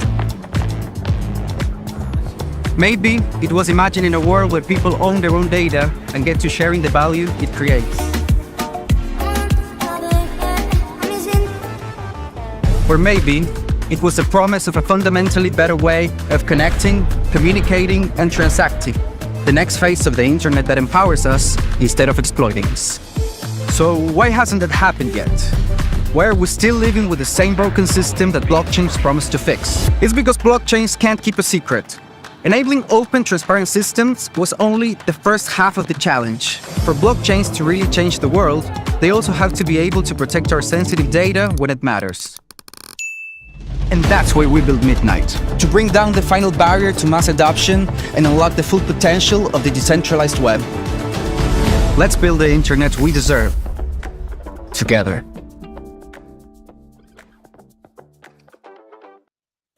Ladies and gentlemen, we all know this in crypto. Ownership matters.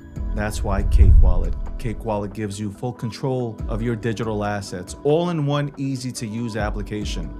You can store Bitcoin, Litecoin, Zcash, Monero, and many more with just one secure backup. Swap between coins in seconds. No copying addresses, no complicated steps, and even includes Bitcoin Lightning for faster payments. And with Cake Wallet built in, you can use crypto in real life through debit cards or gift cards. Simple, secure, self-custody. Download Cake Wallet and take control of your crypto.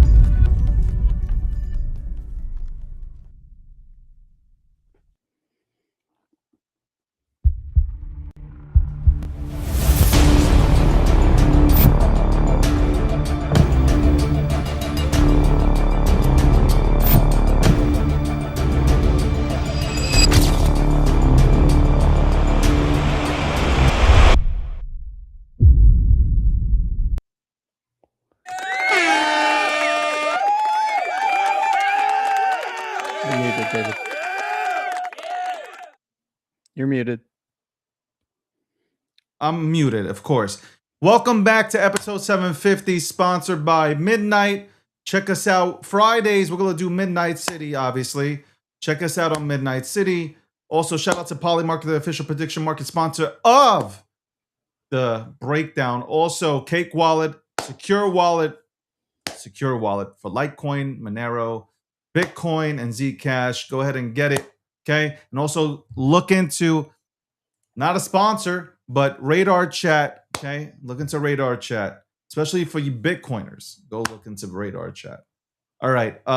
This week we're definitely doing memes and we're doing memes. I'm going to focus on memes. I want to bring on the memes and some of the best communities within the memes to talk about the memes and the culture. I really want to go ahead and do that. 100%. Because I think a lot of protocols are dropping the ball. They don't understand meme culture. They can care less about meme culture until it's too late. Okay. Y'all might have the greatest products in the world, but you got nobody on your chain. Okay. We're here. Memers, it's okay to be a memer. You meme every day of your life. It's perfectly fine. I say this all the time. Life is a meme. Anyway, what'd you get out of the conversation had with Leonidas today? Look, I love Leo. I think that I talked to Leo recently when Leo and and the dog army crew, the runes and the runestone crew came through to Bitcoin, and Leo really started to get involved in the Bitcoin ecosystem. As any Bitcoiner, I was skeptical, but I was also already tinkering with the Ordinals protocol on my miners and on my nodes, both personally and on the business side of things. And this is where I kind of hung back and I watched and I waited and I listened to the conversation and I talked to people building in the space, and Leo and the crew that he was and is rolling with, really what I learned was he understood Bitcoin at a core technical level. He understood Bitcoin, and he had a really good argument and really good arguments for why he wanted to do what he wanted to do to push the limits of Bitcoin on the chain while remaining within consensus. And he won me over very quickly, with how intelligent he is, with his understanding of Bitcoin, with his understanding of crypto in general, and his ability to bring people together to build something towards a much wider vision. So I have a ton of respect for Leo. I think that he's going to likely be one of the um he's already a pretty controversial figure to the maxis, right? But I Yeah. think that he's going to help lead the movement because the social layer of the movement needs a leader. And I think that what he's already done and what he's going to continue to do is lead that movement forward that is going to progress Bitcoin and the understanding of Bitcoin, not just from, hey, this is easier to onboard people to Bitcoin, but I think that what he's doing is going to help push Bitcoin forward in terms of understanding Bitcoin's ethos from a Yeah. technical level as well. Because even those folks who got involved in ordinals and runes, and then of course in the dog army over there, many of them started out just like, hey, I want to get some Bitcoin. I want to get involved in this. There's some meme coins over here. And now they actually understand. And a lot of these guys, you don't know their names. They're not hugely popular. They don't have massive accounts. Some of them do, but they actually understand Bitcoin from a technical level. And they're out there at events. They're out there in the real world onboarding people, utilizing dog, utilizing that as an introduction to Bitcoin and self custody. And I feel like they really played a big role even at the time in non-custodial Bitcoin, because most people were trending in the direction of having their Bitcoin on an exchange and not working with wallet and not Yeah. understanding not your keys, not your coin. It's like that ethos had been developed, right? Post block wars coming into 2021. And then through the bear market in 22, a lot of it was like, we had those few shocks, but as soon as the market started to turn around, everybody forgot. Like, oh yeah, I gotta go get my Bitcoin, and they're all on exchanges again. They're trading in and out. They're not exploring the wallets and the innovations that are happening with Bitcoin. And realistically, I think that he's a great representative for Bitcoin, and not just the dog army, but for Bitcoin itself. And I think that he's helped to educate a lot of people. And there's others like him that are doing this, but I think that he is one of the voices that I have seen rise to the top, and will continue to ascend. And look, Listen, the community is great. They're very passionate. They don't. Okay, there's a community that chills. Like they don't. They don't just. They break down what dog is. So that's really cool to see. It's like they're not just shilling you. They're breaking it down and they're telling you why. And and that's a reflection, I think, on leadership. I really do believe that, because you've seen communities just like, hey, buy this, buy that. They're not even talk. Most of the time, they're not even talking about buying. They're just like, this is why. And I've had conversations with people within the dog community. They're really cool. They're absolutely fucking cool to go ahead and have a conversation with. By the way, shout out to Johnny. Yes, I don't get that respect, but yes, 750 official, 750, 750 episodes of the breakdown. 750 episodes. That's the official number. The unofficial, who the fuck knows? But in terms of that, you need a Leonidas. You need people that are willing to change the fucking attitude in Bitcoin. You know how I've stressed this. I've stressed this Yeah. so many times to you. And you Like, don't have to agree either. You don't. See, the but thing you can is see that it benefit. Look, I asked you that question. Does this benefit the miners? Right? It does, right? absolutely. Yeah. So then you've been looking for incentive. I've heard this a lot. We're looking to incentivize the miners. We need to incentivize the miners. Well, here you go. Oh, we can't do this though. Then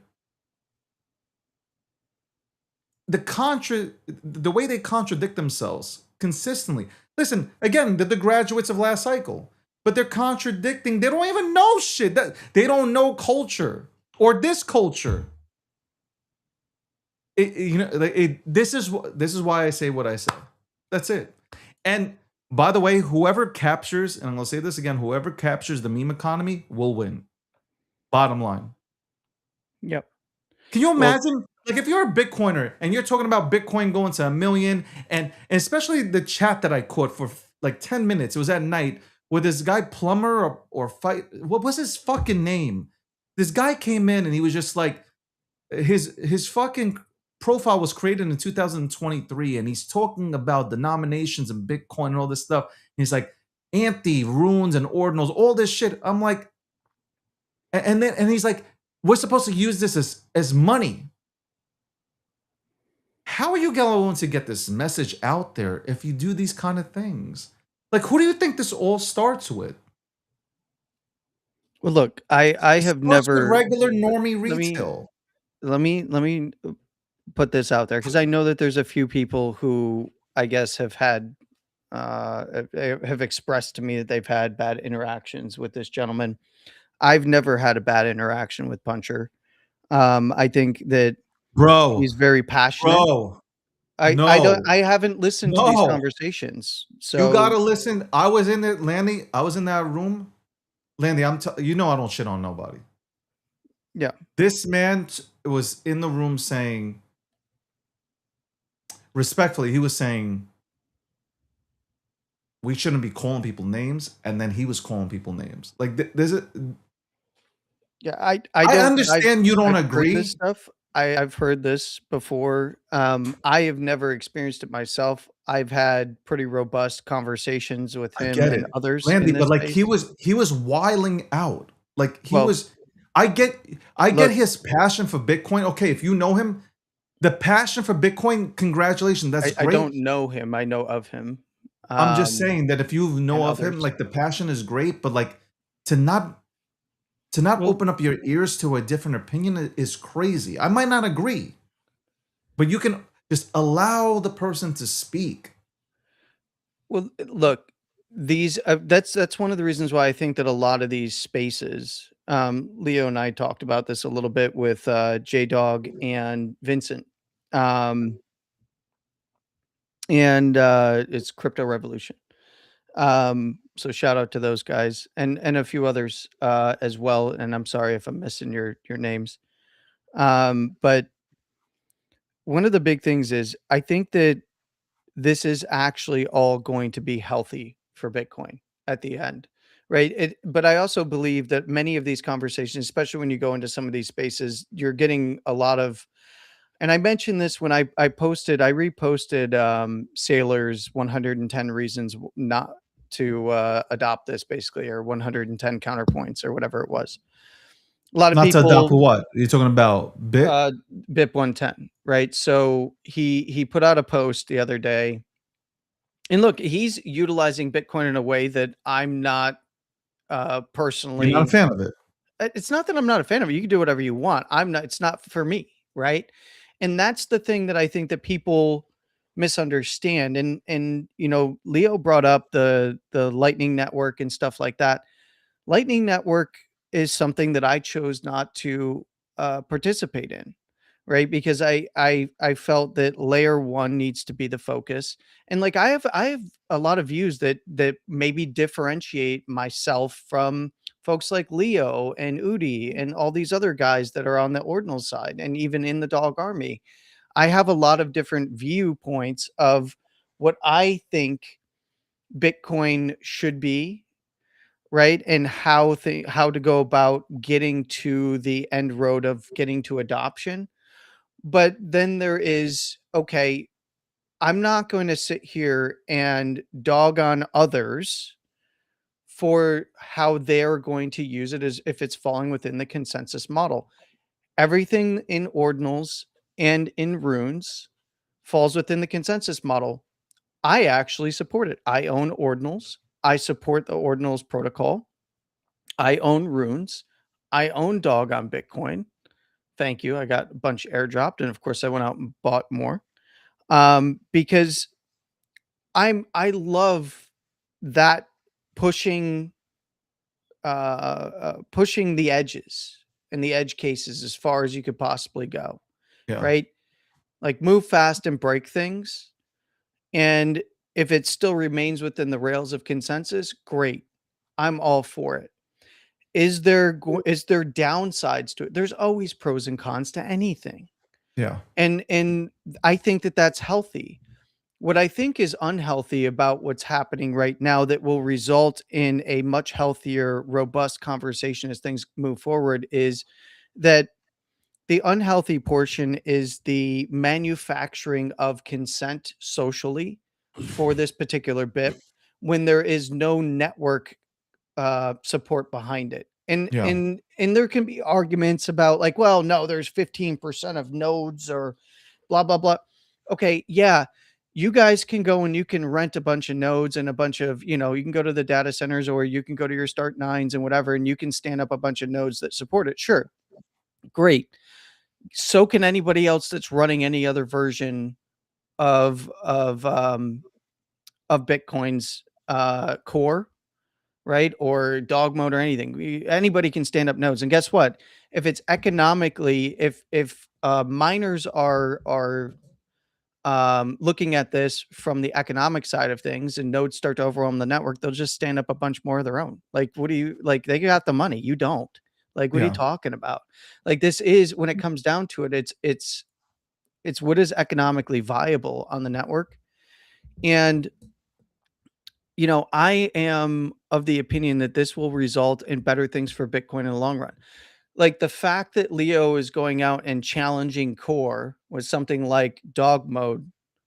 This is something that you want to see, whether you agree with it or disagree with it. If you disagree with it, you know how you vote. You stand up nodes, you run miners, and you put your money where your mouth is, right? Like the fact of the matter is, there's a lot of people that talk a big game in this game that Yeah. don't put their money where their mouth is when it comes to the network side of things. They all got opinions, and I love that Leo brought up, well, they all write books. Yeah, they wrote a bunch of books. They haven't done a damn thing to support the network. And it's like, okay, yeah, great. You wrote a book. You identify with the Bitcoin ethos. You really want to see change, then what are you going to do to actually push change? You've got a lot of people that talk honestly about it think and they're not about it.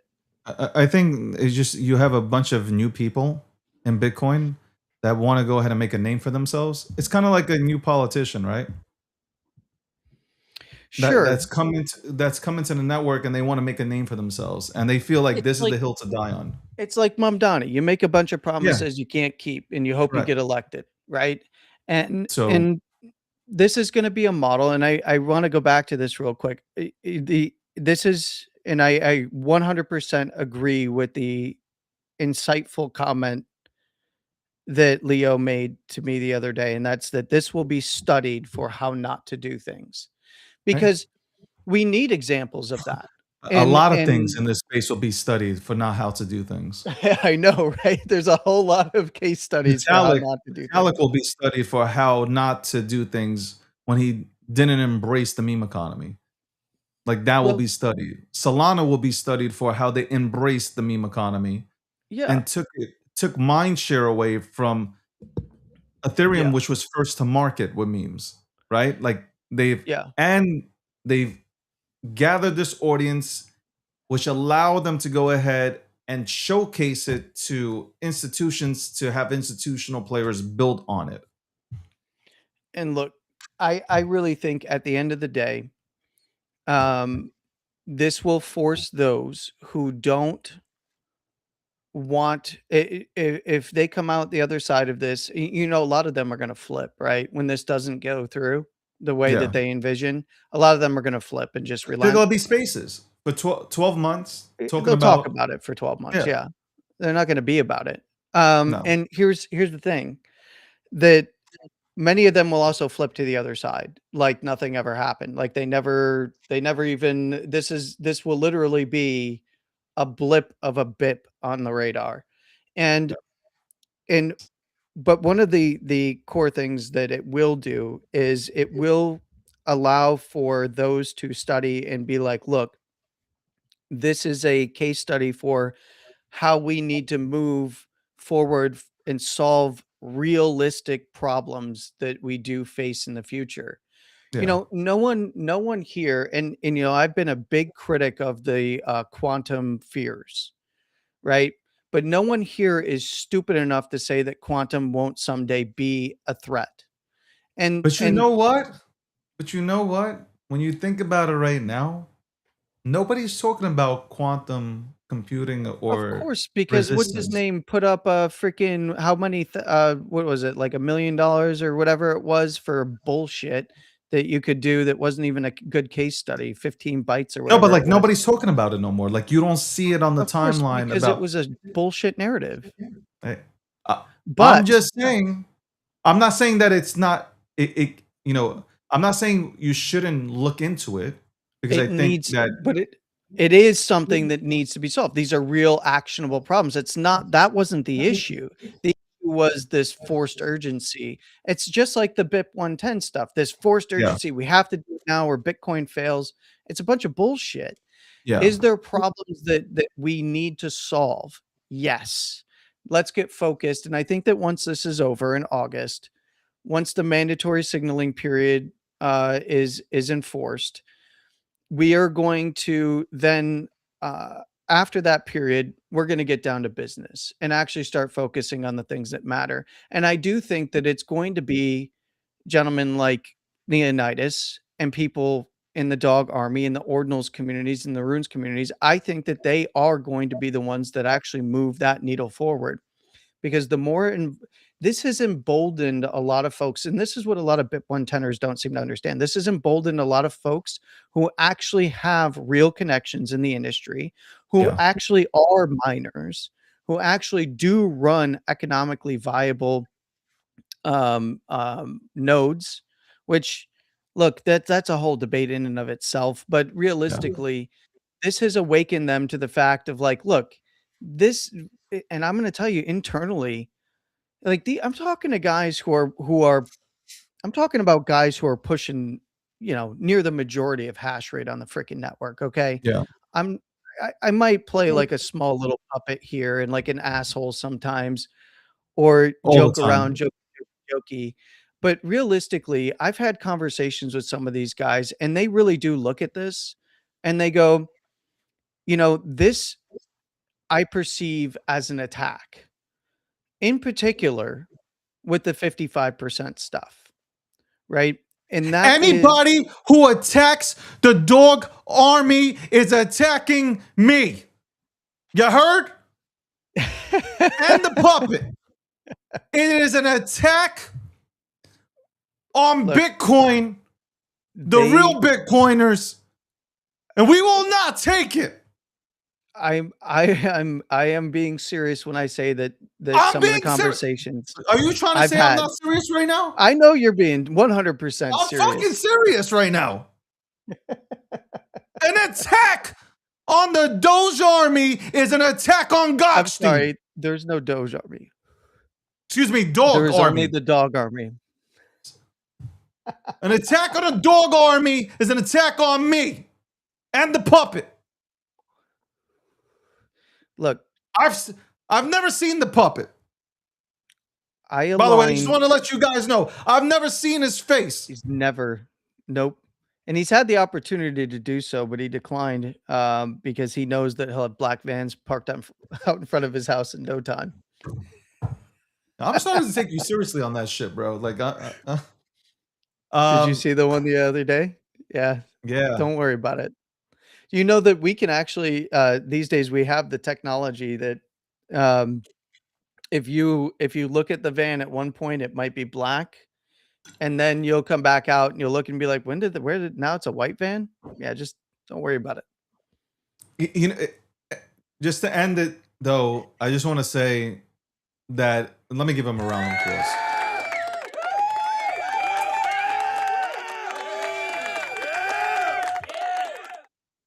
You know, I just want you guys to see how big I am into memes. If I showed you the emails and who I could have brought on here today for episode 750, some of you guys would say I'm crazy. But y'all said the same thing when I went on TV and I talked about memes. I wanted to talk about the memes.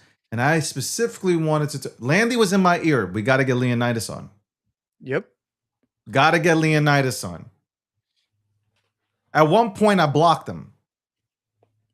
Not Leonidas, Landy. Because he kept on asking the same thing. I was like, fuck this, blocked. I brought Leonidas on here because I think that it is important that Dog on Bitcoin succeeds. Because it will be another on-ramping situation for Bitcoin, which is necessary from all angles. It's necessary to get that new audience, of a breath of fresh air, that people will be able to understand why Bitcoin is so important. And then miners, there's always been conversations. Well, how can we go ahead and incentivize miners? Well, here you go.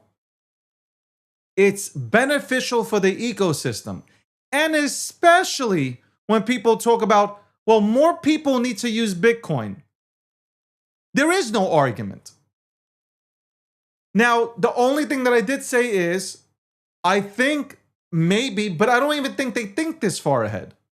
Or this, I don't even think they even think outside the box like this. But some could see Pump Fund and what they're doing and say, holy shit, this could happen.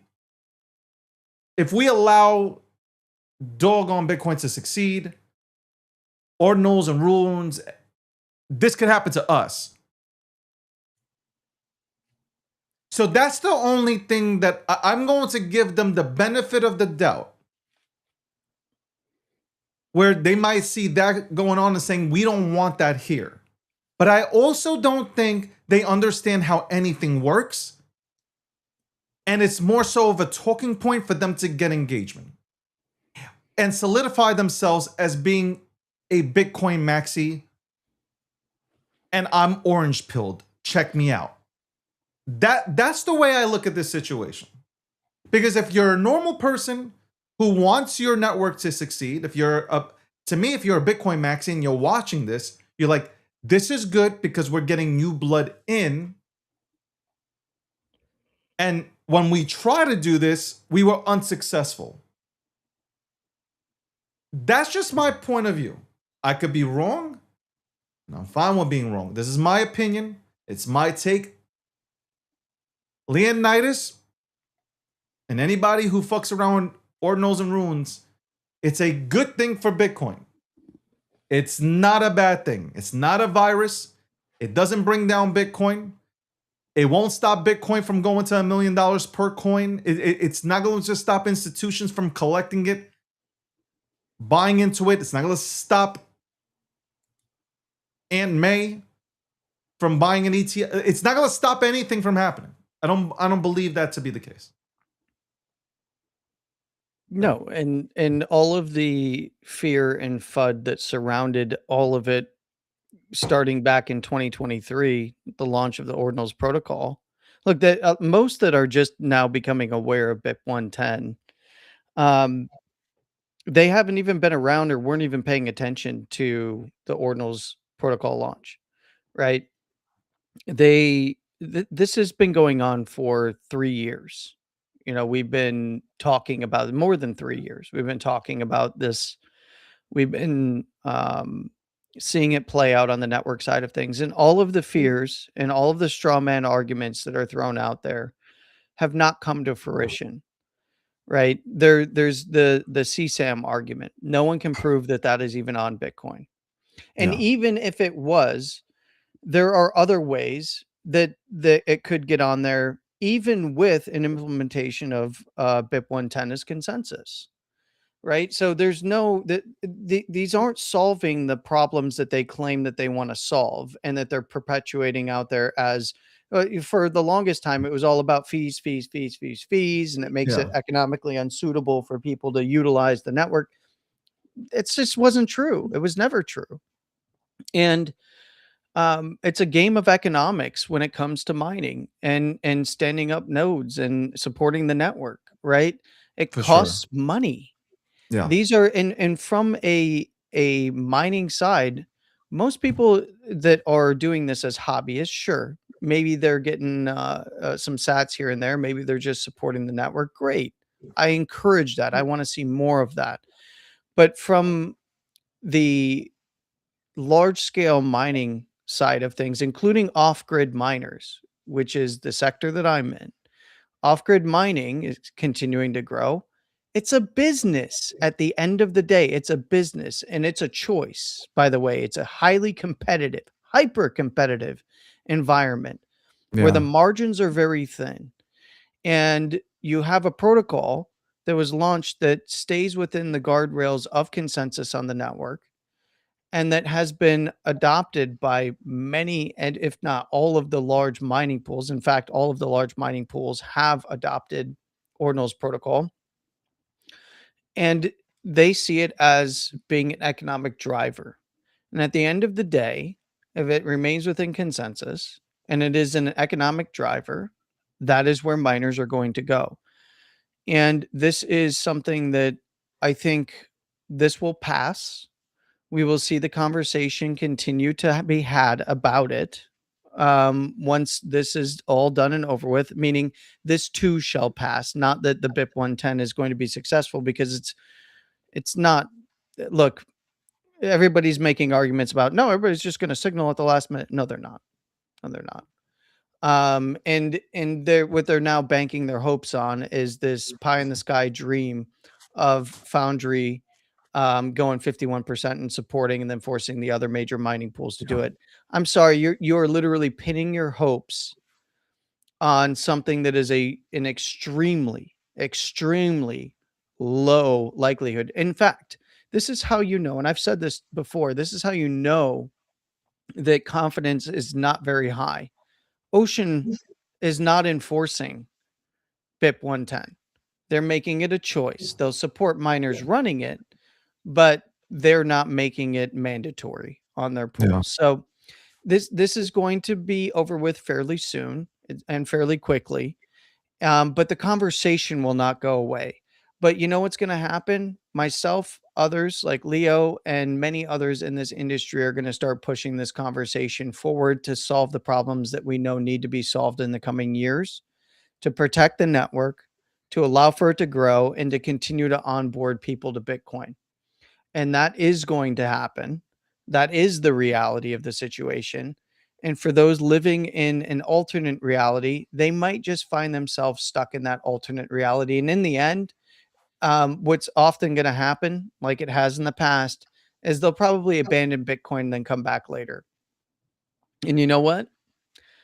It's going to take some time for them to heal, especially those who have built their personality around this. It's going to take some time for them to heal from this one because this is going to be a devastating loss for them because they've really, really put themselves out there and they have very, very little on chain support. And that dichotomy is something that we have not seen before, where Yeah. there's this mass movement on social media where people are pinning their hopes and dreams to something that is not, and their reputations, to something that is not going to be something that's going to come to fruition. And it's going to take them time to rebuild from that. And I hope they do. And I hope they can come back and have healthy conversation. They don't have to abandon their ideals to have healthy conversation. They don't know what healthy conversation is. They haven't. You know what it is? When you're trying so desperately to fit in, there is no healthy conversation. They're trying to make. It's kind of like what Leonidas alluded to when I remember who it was when Elon came on space, and it was Mark Moss, and he tried to go ahead and dunk on Elon, which was the stupidest shit in the world. You don't try to dunk on Elon. You try to bring Elon into the mix. You try to tell you want this. Why Elon fucks with Dogecoin? Do you understand where I'm coming from? Yeah. Because you have a community that's embracing or wants him to embrace, and they're not spewing just like they're not coming off toxic. Yet in that conversation, it's kind of like I'm dunking on you, and then it's the same thing they did with Mark Cuban. They come back post game wrap up. Look what I did. Look what I did. I sunned him. No, you hurt. In my eyes, you hurt Bitcoin by doing that. You didn't. Not that Bitcoin won't go again. Not that Bitcoin won't go to 1 million. I'm just saying you could have brought on Elon. You could have had Elon be a big advocate. You could have had Bitcoin actually on X. If you would have talked to Elon the right way, right?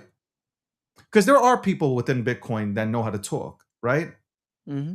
If you would have had somebody have the conversation with Elon and broke it down to them or articulated it correctly, non-toxic behavior, who knows what he would have done? Maybe he does integrate Bitcoin into X, and that's a win for Bitcoin. Well, but you pushed him away. Elon remembers that. You know who Elon is? Elon remembers every single thing done to him. I'm going to say this, and maybe this is a little bold of me, but I think that X Money will have a crypto wallet component to it that it will allow you to have a Bitcoin wallet. That's fine, but you wanted Elon to be on your side. Yeah.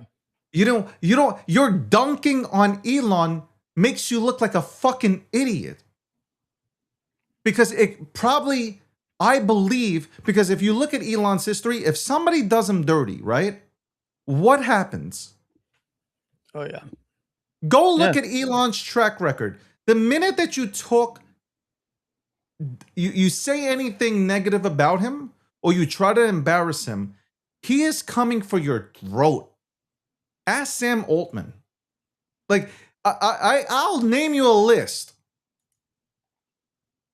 So, I'm just saying, if Bitcoin's so great, there's a way to explain it. Listen, I fuck with the toxic maxis because they served a purpose too. They stood on business and they didn't let anybody fuck with Bitcoin. So I fuck with that also.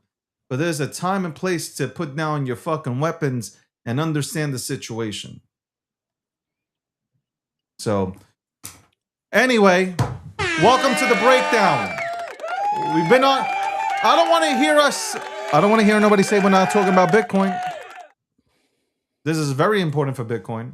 And I obviously, I don't think the BIP shit, I don't think people are really taking it seriously. It's just a talking point for engagement. So, you know what I think? Because if it was serious, what? You know what I think is going to happen?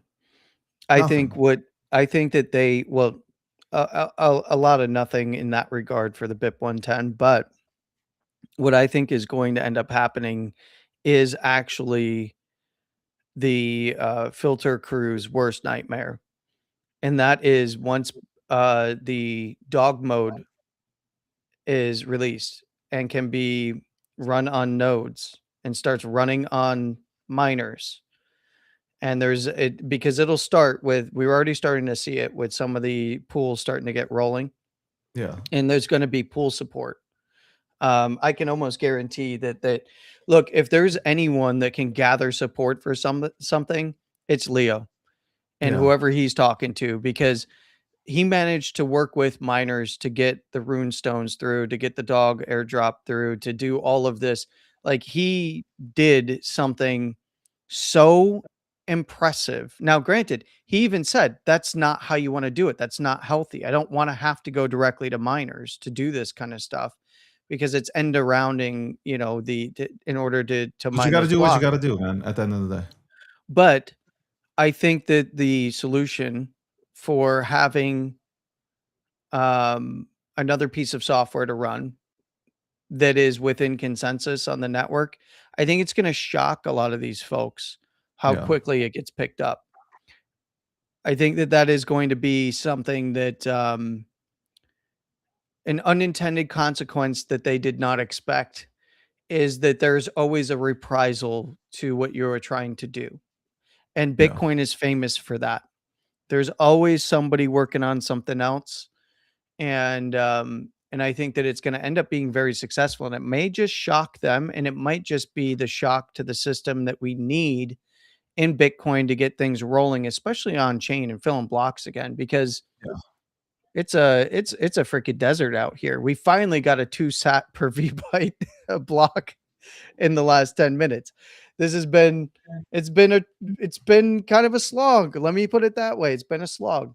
Look, most of the transactional volume is a lot of these larger players just moving money around, but they're not moving it around every block, right? We need to see blocks getting filled again. We need to see activity on the network start to increase. We need to see more people getting onboarded.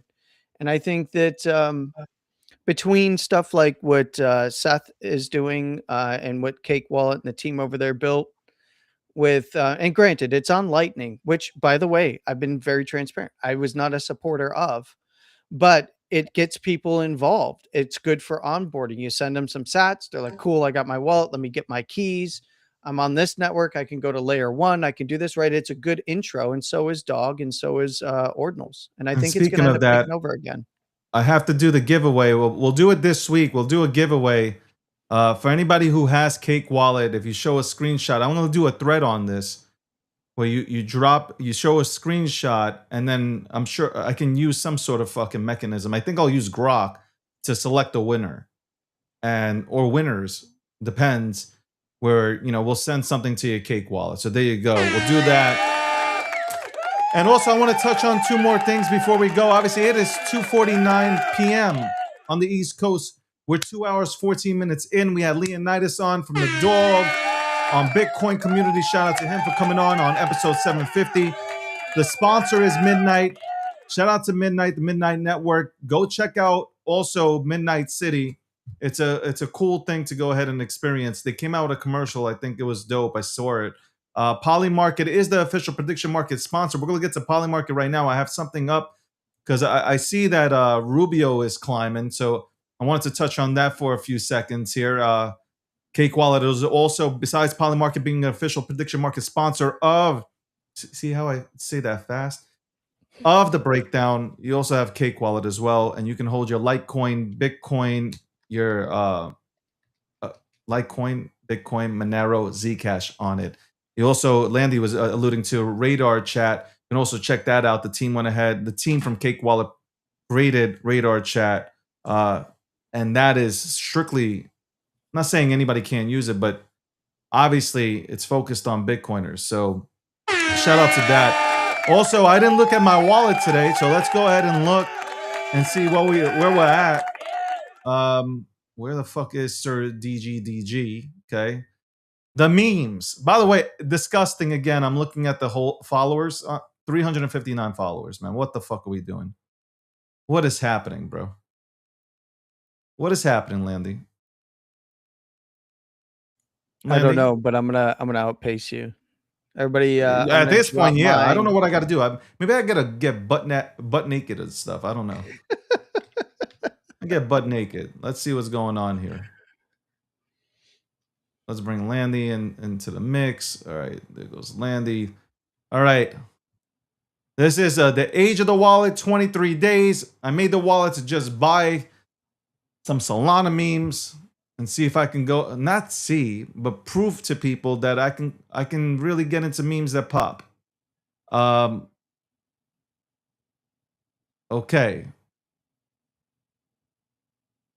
All right.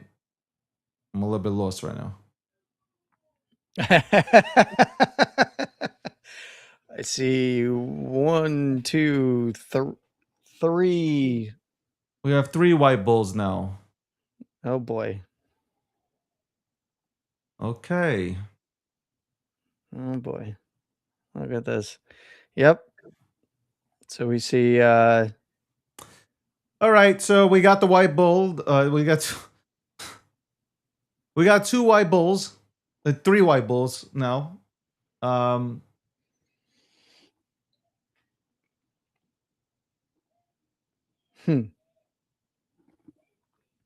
Wow, I'm stumped. All right. One has one's at 635. The other one's at 201. I haven't called anything, by the way, just to let everybody know. I have not called anything. I have not endorsed anything. I did throw. I'm stumped right now. Okay. One has. It seems like okay. I need to hold on. I need to gather myself, bro. But this is my wallet. There you go. This is my wallet. And again, at the end of the day, Landy. First of all, let me start here, man. Let me gain control of myself once more here. 359 followers. What the fuck? This is Landy. It has to be impossible that like I'm not trying to shit on anybody, but like, how do people have like fucking 10,000, even 5, 10,000? Like, how do people have that?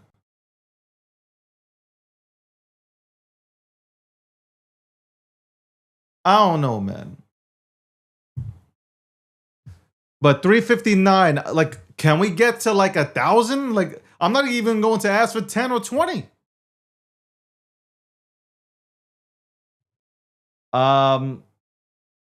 Yeah, we'll look at this tomorrow, man. Let me look at this actually, and then we'll look at this tomorrow. So, that fucking dog thing makes me laugh. I'm not gonna lie. But yeah, I did buy Troll. So I'm not buying anything today, but I did buy Troll. I did buy Bobo. What else did I buy? Troll, Bobo. Landy, are you here? I'm here. I don't remember what you bought, to be honest. Troll, Bobo. What the fuck else did I buy?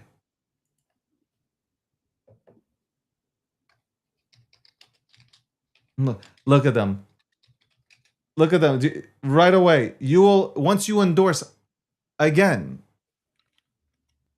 Oh, Trump. Thank you, Todd. I bought Trump. So Trump, Bobo, Bobo, Troll. I know I bought something else. Pengu. There you go. There you go. So 4. And during this week, I'll buy some more and stuff like that. So there you go. That's the wallet. You can go ahead and follow it. Shout out to everybody. Shout out to everybody who, by the way, who joins in on this show. I got to give much respect to everybody who comes on to the show. I appreciate you guys a lot. I see things out there on the timeline in terms of like when I look, fucking this guy again with this fucking puppet. When I look at the, I just want to let you guys know when I see the timeline, when I'm going through the timeline, and if you feel like I haven't liked your stuff, there might be a reason why. It's not because it might not be good. It's just that a lot of you guys are putting tickers in your replies, and I can't like your reply because then that means that I'm endorsing, or somebody will use it as I've endorsed something, or if I've blessed something, or like, and that's why I won't answer you at times. So if you feel like I'm sunning you, meaning like I'm fading you in any sort of way, I'm really not. I see you. I just can't acknowledge you if you're putting something into the post on a like on a random post where I'm saying, "Hey, good morning." Somebody hits me with a meme with a ticker in it. I can't reply to you. So just know that it's not me avoiding you. I just can't reply to you. At least not for now. Okay, I keep it 100. Also, let me go through this real quick with the political end of stuff. I got Polymarket up right here. Polymarket, again, the official prediction market sponsor of the breakdown. Let's bring this up. Of course, this is a little pop-up. I knew that shit was coming out of nowhere. Republican presidential nominee 2028. We got JD Vance. He's down 14%, but he's at 42%. Rubio's climbing 21%. According to Polymarket, up 21% to 28%. Did you see his speech? His speech on the 16th? I didn't see it. So is that why really good. Rubio's pumping like this? Yes, it was really, really good. Okay. I But then would encourage you to go. It was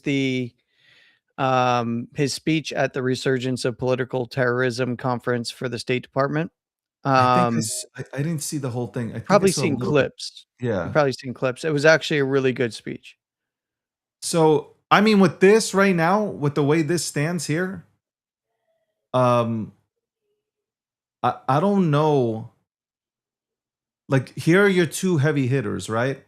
These are your heavy hitters. I respectfully say this. This is not me. He's a Republican. He's saying this. I don't see how anybody's beating these two if they run together as a ticket. I just don't see. I really even it's like what I said last week. You bring in Shapiro or whoever. Like you just I don't see anybody beating this ticket. The Democrats need the AOC is not going to win it. So it's like the Democrats really need their Obama. And they don't have that right now. They don't have their Obama in that party. That party's fucked up. Respectfully speaking, the party's in shambles right now. Because they have this idea of a party coming in, the DSA, right? They're coming in with this mindset, which the Democrats don't agree with. So there is fighting. There's a huge fracture within that party. I don't see that in the Republican Party. You have the number of Trumpers and stuff like that, but it's not as big. By the way, shout out to Polymarket for that. But it's not as big as what's going on that side of the fence. So, and yeah, that's it. And to touch on Spaces one last time, for those who enjoy Spaces, I enjoy Spaces. I will do one once a week. I'm not going to run it for 6 to 8 hours. That was crazy. That was absolutely. I woke up the next day. I felt like I had a concussion. I really did. I woke up fucked up. Just like, holy shit, man. You missed your It was workout. already. Yeah, it fucks up my day. It fucks up my workout. So no more than 2 hours. Okay, no more than 2 hours will the show go on. I want to make it very, very, very clear. I ain't trying to take anybody's spot because I know everybody got this spot. I ain't trying to take your spot. I ain't trying to take your show. God bless you all, guys. I hope you fucking kill it. Anybody who's able to show up daily to get on a microphone, on a camera, on a space, and have a conversation, God bless you, man. It is a tough and difficult job. You gotta have something to talk about. You have to have you have to have flow. You gotta be the ultimate MC. So shout out to anybody who's doing it day in, day out. By the way, if you don't hear it from the horse's mouth, if I don't come out here on the timeline and make a statement, it never happened. Bottom line, respectfully. This year, and this is one of the reasons, and I'm going to repeat this again, one of the main reasons I stepped away from Spaces was I felt my energy drained completely. And I needed to go ahead and start taking my brand and my products seriously. And that's what I've been doing, building out my products. okay? G Markets and all that stuff. Building this stuff out. Gokhshtein.com's coming. Like all these things, that's where I'm focused. That is where I am absolutely focused. So if I'm going to ever endorse something, if I'm ever going to really call something, it's going to be something of mine. It's not going to be something of somebody else's. And it's not a shot. And I don't understand why people take this as a shot. It's not a shot. It's not to downplay anybody. It's not to belittle anybody. Okay? Stop making up these narratives. I'm focused on myself, and I'm allowed to be a little bit selfish, and I will continue to be a little bit selfish towards me because I've always been unselfish. Now it's time for me to be a little bit selfish and build out the shit that I like. That's really it. That doesn't mean that I'm a bad guy. Okay? Doesn't mean that I'm a bad guy and I only care about myself. Sometimes you do need to care about yourself. I built this shit by myself. Respectfully. This is not dogging anybody, but I've put my face. I've eaten crayons out here like Landy. I put my face out here. I've built through the bull, through the bear. Y'all gotta put some respect on my name. And you don't want to, that's fine. But this is what I'll leave you with. It's funny when people say, I got no emotion. I don't know what, all these things. And then you talk about me. So the name holds weight. The weight on the name, there's weight there. And you don't have to use it to go ahead and like, you don't have to. I've never dunked on anybody to go to the next level in my life. And I will continue to walk that same path. I don't need to go ahead and put anybody down in order to go ahead and continue to move up. Bottom line. Yep. You can do the same thing. You don't need to use me as a stepping stool. Okay? At some point, people will be like, yo, why y'all motherfuckers talking about this guy so much? If he's not that good, why do you keep talking about him? People that, there are smart people here. They're going to tune out. I would encourage you to focus on your thing. And that's it. I've only been supportive and said, yo, God bless. Even if I don't talk to people, God bless them. I hope they kill it. Your issues with me, you could take that up with God. That has nothing to do with me. Your opinions, your issue, it has nothing to do with me. Zero. As you elevate in life, people are just not going to like you. And that's fine. And that is perfectly fine.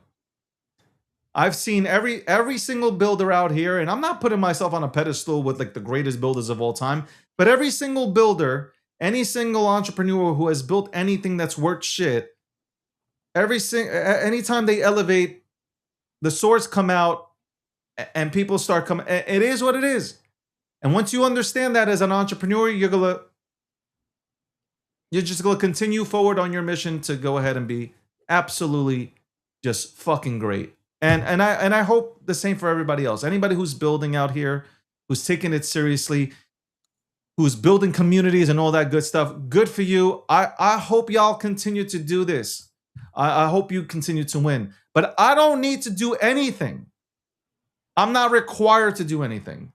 If I talk about something like the dog community, I talk about the dog community because I know they truly appreciate me. They've been fucking, let me tell you something about the dog community. They've been literally hollering at me, which feels like years. And they haven't been pushy about it either. Just like, hey, this is what we're doing. I think you would love looking into this. It's a conversation and there's an appreciation. There's other communities that, you know, I fuck with also. And they fuck with me. And I am okay with them speaking about it. So that's my approach. That's it.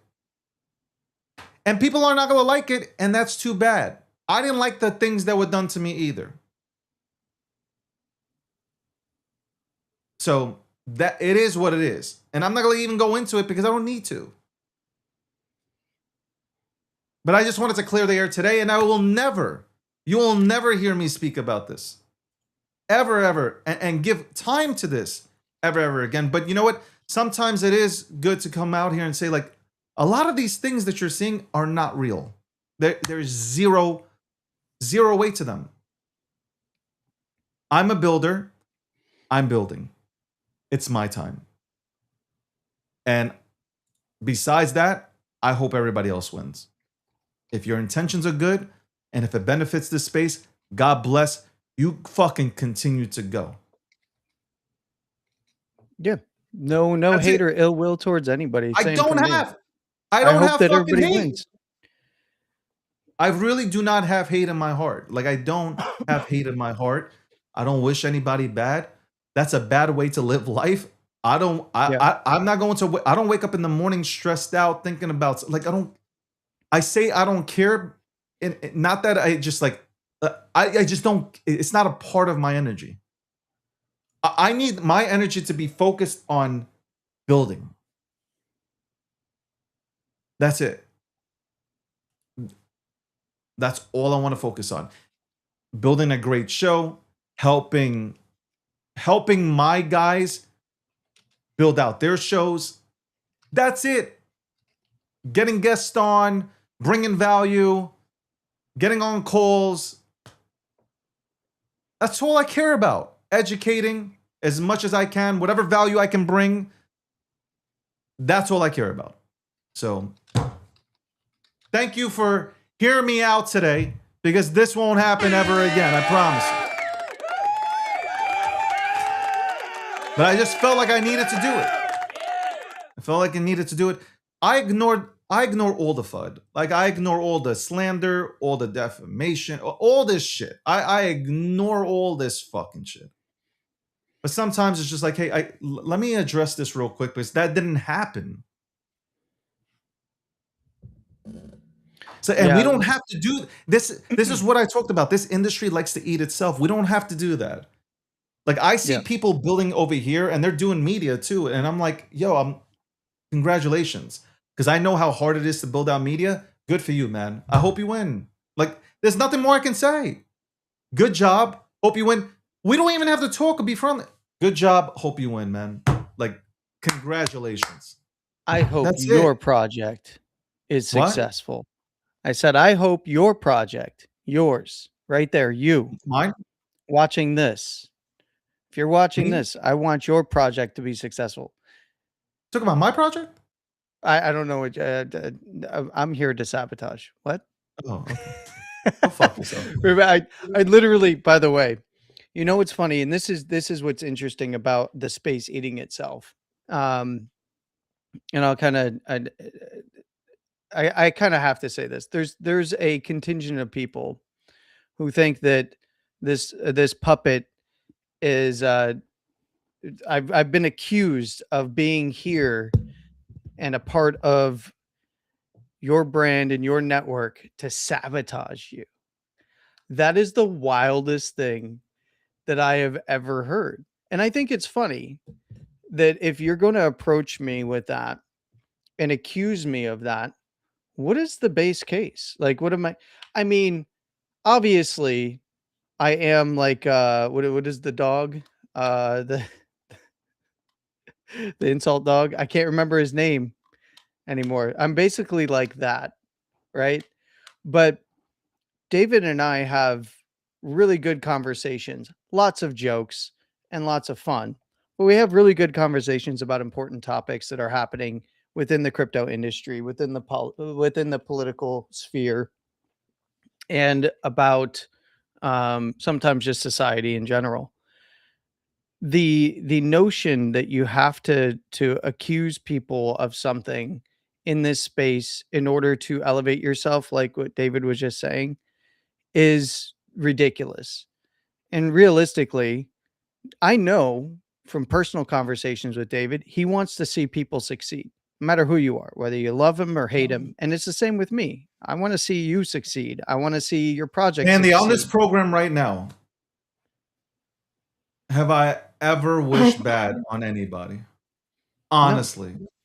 Have I like really told you that I want to see people fail? No, of course not, because you Like don't want that. I'm legit. Like have I contacted? So I'm praying for the down. Like no. Oh yeah, Triumph, the insult comic dog. Yeah, that's basically me, the insult comic puppet. Um, look, I don't. I wish no one ill will, and if You know what I'll people say also for succeed, Landy, because since he won't say it, there. I love the fact, and this is what you guys all have to get when you're building something. You got to get somebody who, when I don't want to say I don't lose focus at that much overall, but you get somebody who says, "Yo, the bigger picture, we're building." And when you have somebody like that, and especially when their intentions are good because they don't want to see you dragged for any, and they want to see you win, that these are the type of people you want to set yourselves up with. yeah, Landy will, I'm telling you right now, Landy will never go diving deep into bullshit. He's just like, we're building. And that, my friend, I respect about you, you fucking puppet. I appreciate you. And look, So that's have to have that mentality. I really do want to see not only you succeed. I want to succeed here. This is a different path for me. I'm obviously a puppet, you're doing it as like a a little puppet, sidekick. Um, like Andy but Richter. yeah, I'm here because I want to educate people about where things are going in the space, whether it be price action or have robust conversation about things and to have fun, right? Whether it's political topics, whether it's crypto topics, whether it's Bitcoin or not Bitcoin. I'm here to have fun, entertain, and have good conversations with people and see my friends win, right? Specifically my friends. But that doesn't mean that my friends win at the expense of others. And in fact, that's something that I don't like. And there's a lot of people here who want to win at the expense of others. And that's not something that I think is good. And when I see it, I call it out, but I call it out and we move on. And I don't think that I don't think that anyone here should want to see anybody fail because we're moving forward as an industry. And if you want to be along for the ride, you don't want to see others failing. And It's if they just, do you know, fail, this, I you want can't, to pick them up. like, I'm going to say what I'm talking about. Like somebody accused me of saying or calling something an STD when I was on Space, and I have these headphones. Okay, these are the headphones that you put on when you go on Spaces when you have your Rodecaster. And somebody mentioned something, and I said STD because I thought that's what the person said. And then I asked to clarify multiple times. And if the recording was there, then if you guys were there, then you heard what I said. But if the recording was there, I wish it was there, then I can go ahead and say, look, like, I didn't say none of this bullshit. The fuck? What are you talking about? I was so happy to be back on Spaces, and the vibe was like so fucking cool that I was just like I'm just ready to chop it up. What are we doing? Like, how's I'm trying to get the pulse of the crowd, how the memes and talk about certain topics about the crypto ecosystem. I don't have time for these like fucking games. And look, there was legitimately good conversation happening on your stage. And that's something that as of late has been few and far between.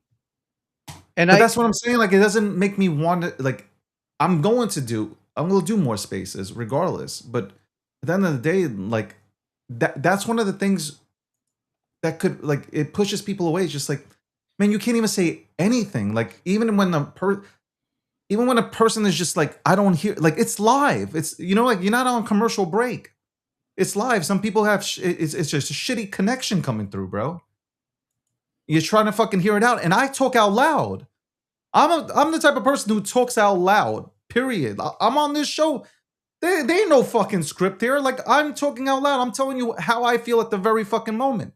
Sometimes 3 hours, 4 hours later, like, I'll say shit about Ethereum. I'm like, man, I feel bad. But that's the truth at the very moment when I say something about Vitalik smelling or trying to smell robotic ass. That's real talk. How I see Tom Lee as a bearish signal. That's real talk. Vitalik, I you was better, actually a big you better get fan. on here. Me and fucking Landy were arguing about this. I said Tom Lee called in 2017 Bitcoin going here, and Landy was like, "Oh nah, man, I ain't going there with it." And now I'm just like, I'm the one who's saying like, "Yo, Tom Lee, him buying this shit is crazy because it keeps going down." Well, I mean, I'm of the opinion Tom Lee made a mistake when he switched to Ethereum, but that's a wider It conversation. is what it is, man. Listen, that's a lot of money. They should have put it into Bitcoin. But like people are like, oh, Sailor's buying Bitcoin, Tom Lee's buying Ethereum. Why doesn't it go up? Bro, they're not going to fucking Binance to spot. Yeah. Like that's what I'm saying. A lot of the education is lacking. They actually think people, yeah, Sailor is like, yeah, got strategy. Where can you please open up the Coinbase account? Let's buy some spot here. Look, there's a lot of What are we misconceptions talking about this about? industry. And there's a lot of misconceptions about how, I mean, there was people trying to equate the short on float of MicroStrategy stock to the reason why Bitcoin was going down. Like, no, that's not it. Yeah. So, yeah, there's a lot of misconceptions that are pitched out there as fact. And that's one of the reasons why the puppet is ever present on shows like your show and on the network and in spaces, because I do not believe that I think that a lot of the education piece where people who because there's a lot of people who come here to really actually learn something about what's happening, whether it be right now in the moment or how something works. And there's not a lot of people that actually are out there discussing those topics. I have a very niche audience for that. Yeah. Right? I'm not the hype up KOL, here's the next play guy. I'm the here's what's going on with price action, here's what's going on with different things on the network, and also here's a heavy dose of politics that you're going to either love or hate. And that's what I've built here, and for a very specific reason, because I want to be a voice for those that are actually looking for some substantial educational value and how to evaluate certain things in this market, because we lost a lot of that. And unfortunately, we did it to ourselves because we promoted a lot of personalities, in particular last cycle. We promoted a lot of personalities that used to pitch themselves as educational, that were really just, floating out educational material to then pitch you something to dump on your head. And that was really destructive. And I think that after evaluating that towards the end of 21 into 22, I was like, you know what? I'm just going to take a different path. Instead of fighting them and going to battle and going to war against them, I'm just going to consistently put out content that someone will find value in, even if that's a small subset of people. And that's fine, right? I come here, I hang with you, we talk about all these different subjects, and we have a lot of fun, right? And then you give me the space to actually talk facts to people, and we see it in the comments. Oh, this is boring. Da, da, da, da. And you know what? You've said boring makes money, and that's a lot of things. A lot of the problem in this space is that boring does make money. It was and a lot of people really get it was bored really very boring easily. to go to school at times, right? Yeah. I'm just saying. I'm gonna give you that analogy, guys. It was boring to go to school, but if you actually finish school, you're sitting. Most of you guys are sitting in a really good position. You're able to articulate yourself. You have a good vocabulary. Probably have a good job. Hopefully, like these things happen when you educate yourself on boring things. Yeah. Like I don't. The only thing that was exciting in school, if you really were to look at it, was lunch, because you got to go ahead and Recess. hang out, Yeah. and then recess and gym, if you think about it. Yep. So going into class, I don't think you were excited to take regions and midterm, all this shit. Like you weren't excited to listen to your teacher or professor talk for an hour. Okay, well, And then maybe I take was. homework Maybe home. I was. Well, I I was might be too. a I was a nerd. geek. I might be a. I was a I might geek. be a nerd. Yeah. Yeah. I was It's. excited. The school, like I was on the chess team. I was in key club. Oh wow, you really were a nerd. Holy Yeah. crap! Wow. I'm telling you, Okay. I was really in like I was in these things like because like I found them interesting because I felt like it would. You know, when you're surrounded, like I had a moment in school. I remember this was my freshman year of middle school. My assistant principal, the AP and the dean took me to the side because I was wilding out, no doubt about it, 100%. They took me to the side and they said, I had like 3 bad tests. I didn't even do them, honestly. Like, I didn't even look at them. They took me to the office. They go, I'll never forget this. My AP said, you have 2 choices. One, you can end up a loser and you're on the right path. Or 2, you can grab the potential you have and be great. Yep. And he goes, I'm disappointed at you because you're smart. You got light to you. And this is the route that you're going. You're not taking anything seriously. So you know what? You're absolutely 100%. At this point, you're gonna be the greatest loser. And I remember, and I will never forget that speech. I'll never forget that 20 minutes of being like, literally. I wouldn't say he ripped me to shreds, but like, just broke like you down. yeah. And it was just like, you know what? I'm telling you, man, and this is what I'm saying. When you have good support, I walked in I took school seriously from then on in. Like I did not. Everything was serious because I was like, I'm not going to be a loser. And all that, like some of these quotes that I talk or these motivational talks that I like, I'll get into.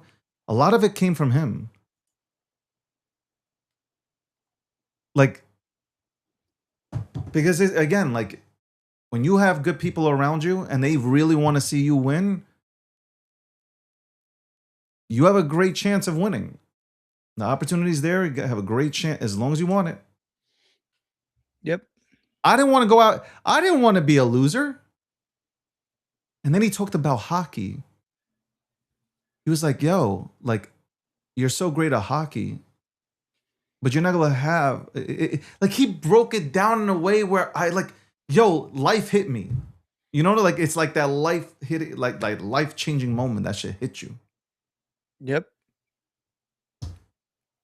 You know what, Landy? I know I have an arrogant face, okay? People think I'm cocky. And I can't say I might be cocky down there.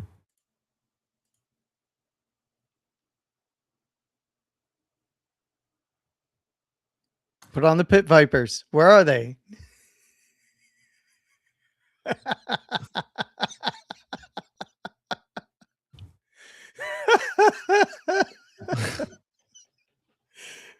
I'm sorry. As soon as you said something the other day about having Pit Vipers, I do have Pit that kicked this Vipers. idea off. I have 3 Pit Vipers. It's just that the one of them, the first ones I ever bought, my dog's got a fucking hold of them. So I need to get them repaired. Yeah, that's So, yeah, that's no good. You can't, the dogs wanted to participate. They wanted to go on a mog spree. And unfortunately, dogs have a tough time putting Pit Vipers on. So, sometimes they get chewed up a little bit.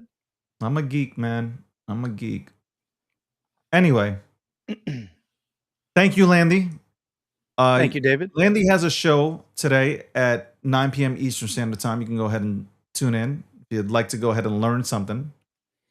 Some say it's boring, but some say it's phenomenal. You can go ahead and tune in and see where you stand with it. 9 p.m. Eastern Standard Time. I won't be on there. I'll be chilling, working out. Okay? It is sunny outside right now. I'm going to tan my balls. I might be on with Rob, depending on if he has a show today. He's probably sleeping. Don't wake him up. Check out Landy. Give Landy a follow. Guys, I want to thank you all for tuning in today. Shout out to Leonidas. Thank you to the Dog Army for coming through. Hopefully, you'll come through more often. Shout out to everybody who supports me. I appreciate you. I really do. I hope everybody fucking wins out here. Really do. It's a great fucking industry. It is really great to build here. More people should be building here. Build for the right reasons. Get more people into crypto. It's a phenomenal place. We can all win together. Okay. And on that note, as my friend Big Unk would say, have a great day and an even better tomorrow.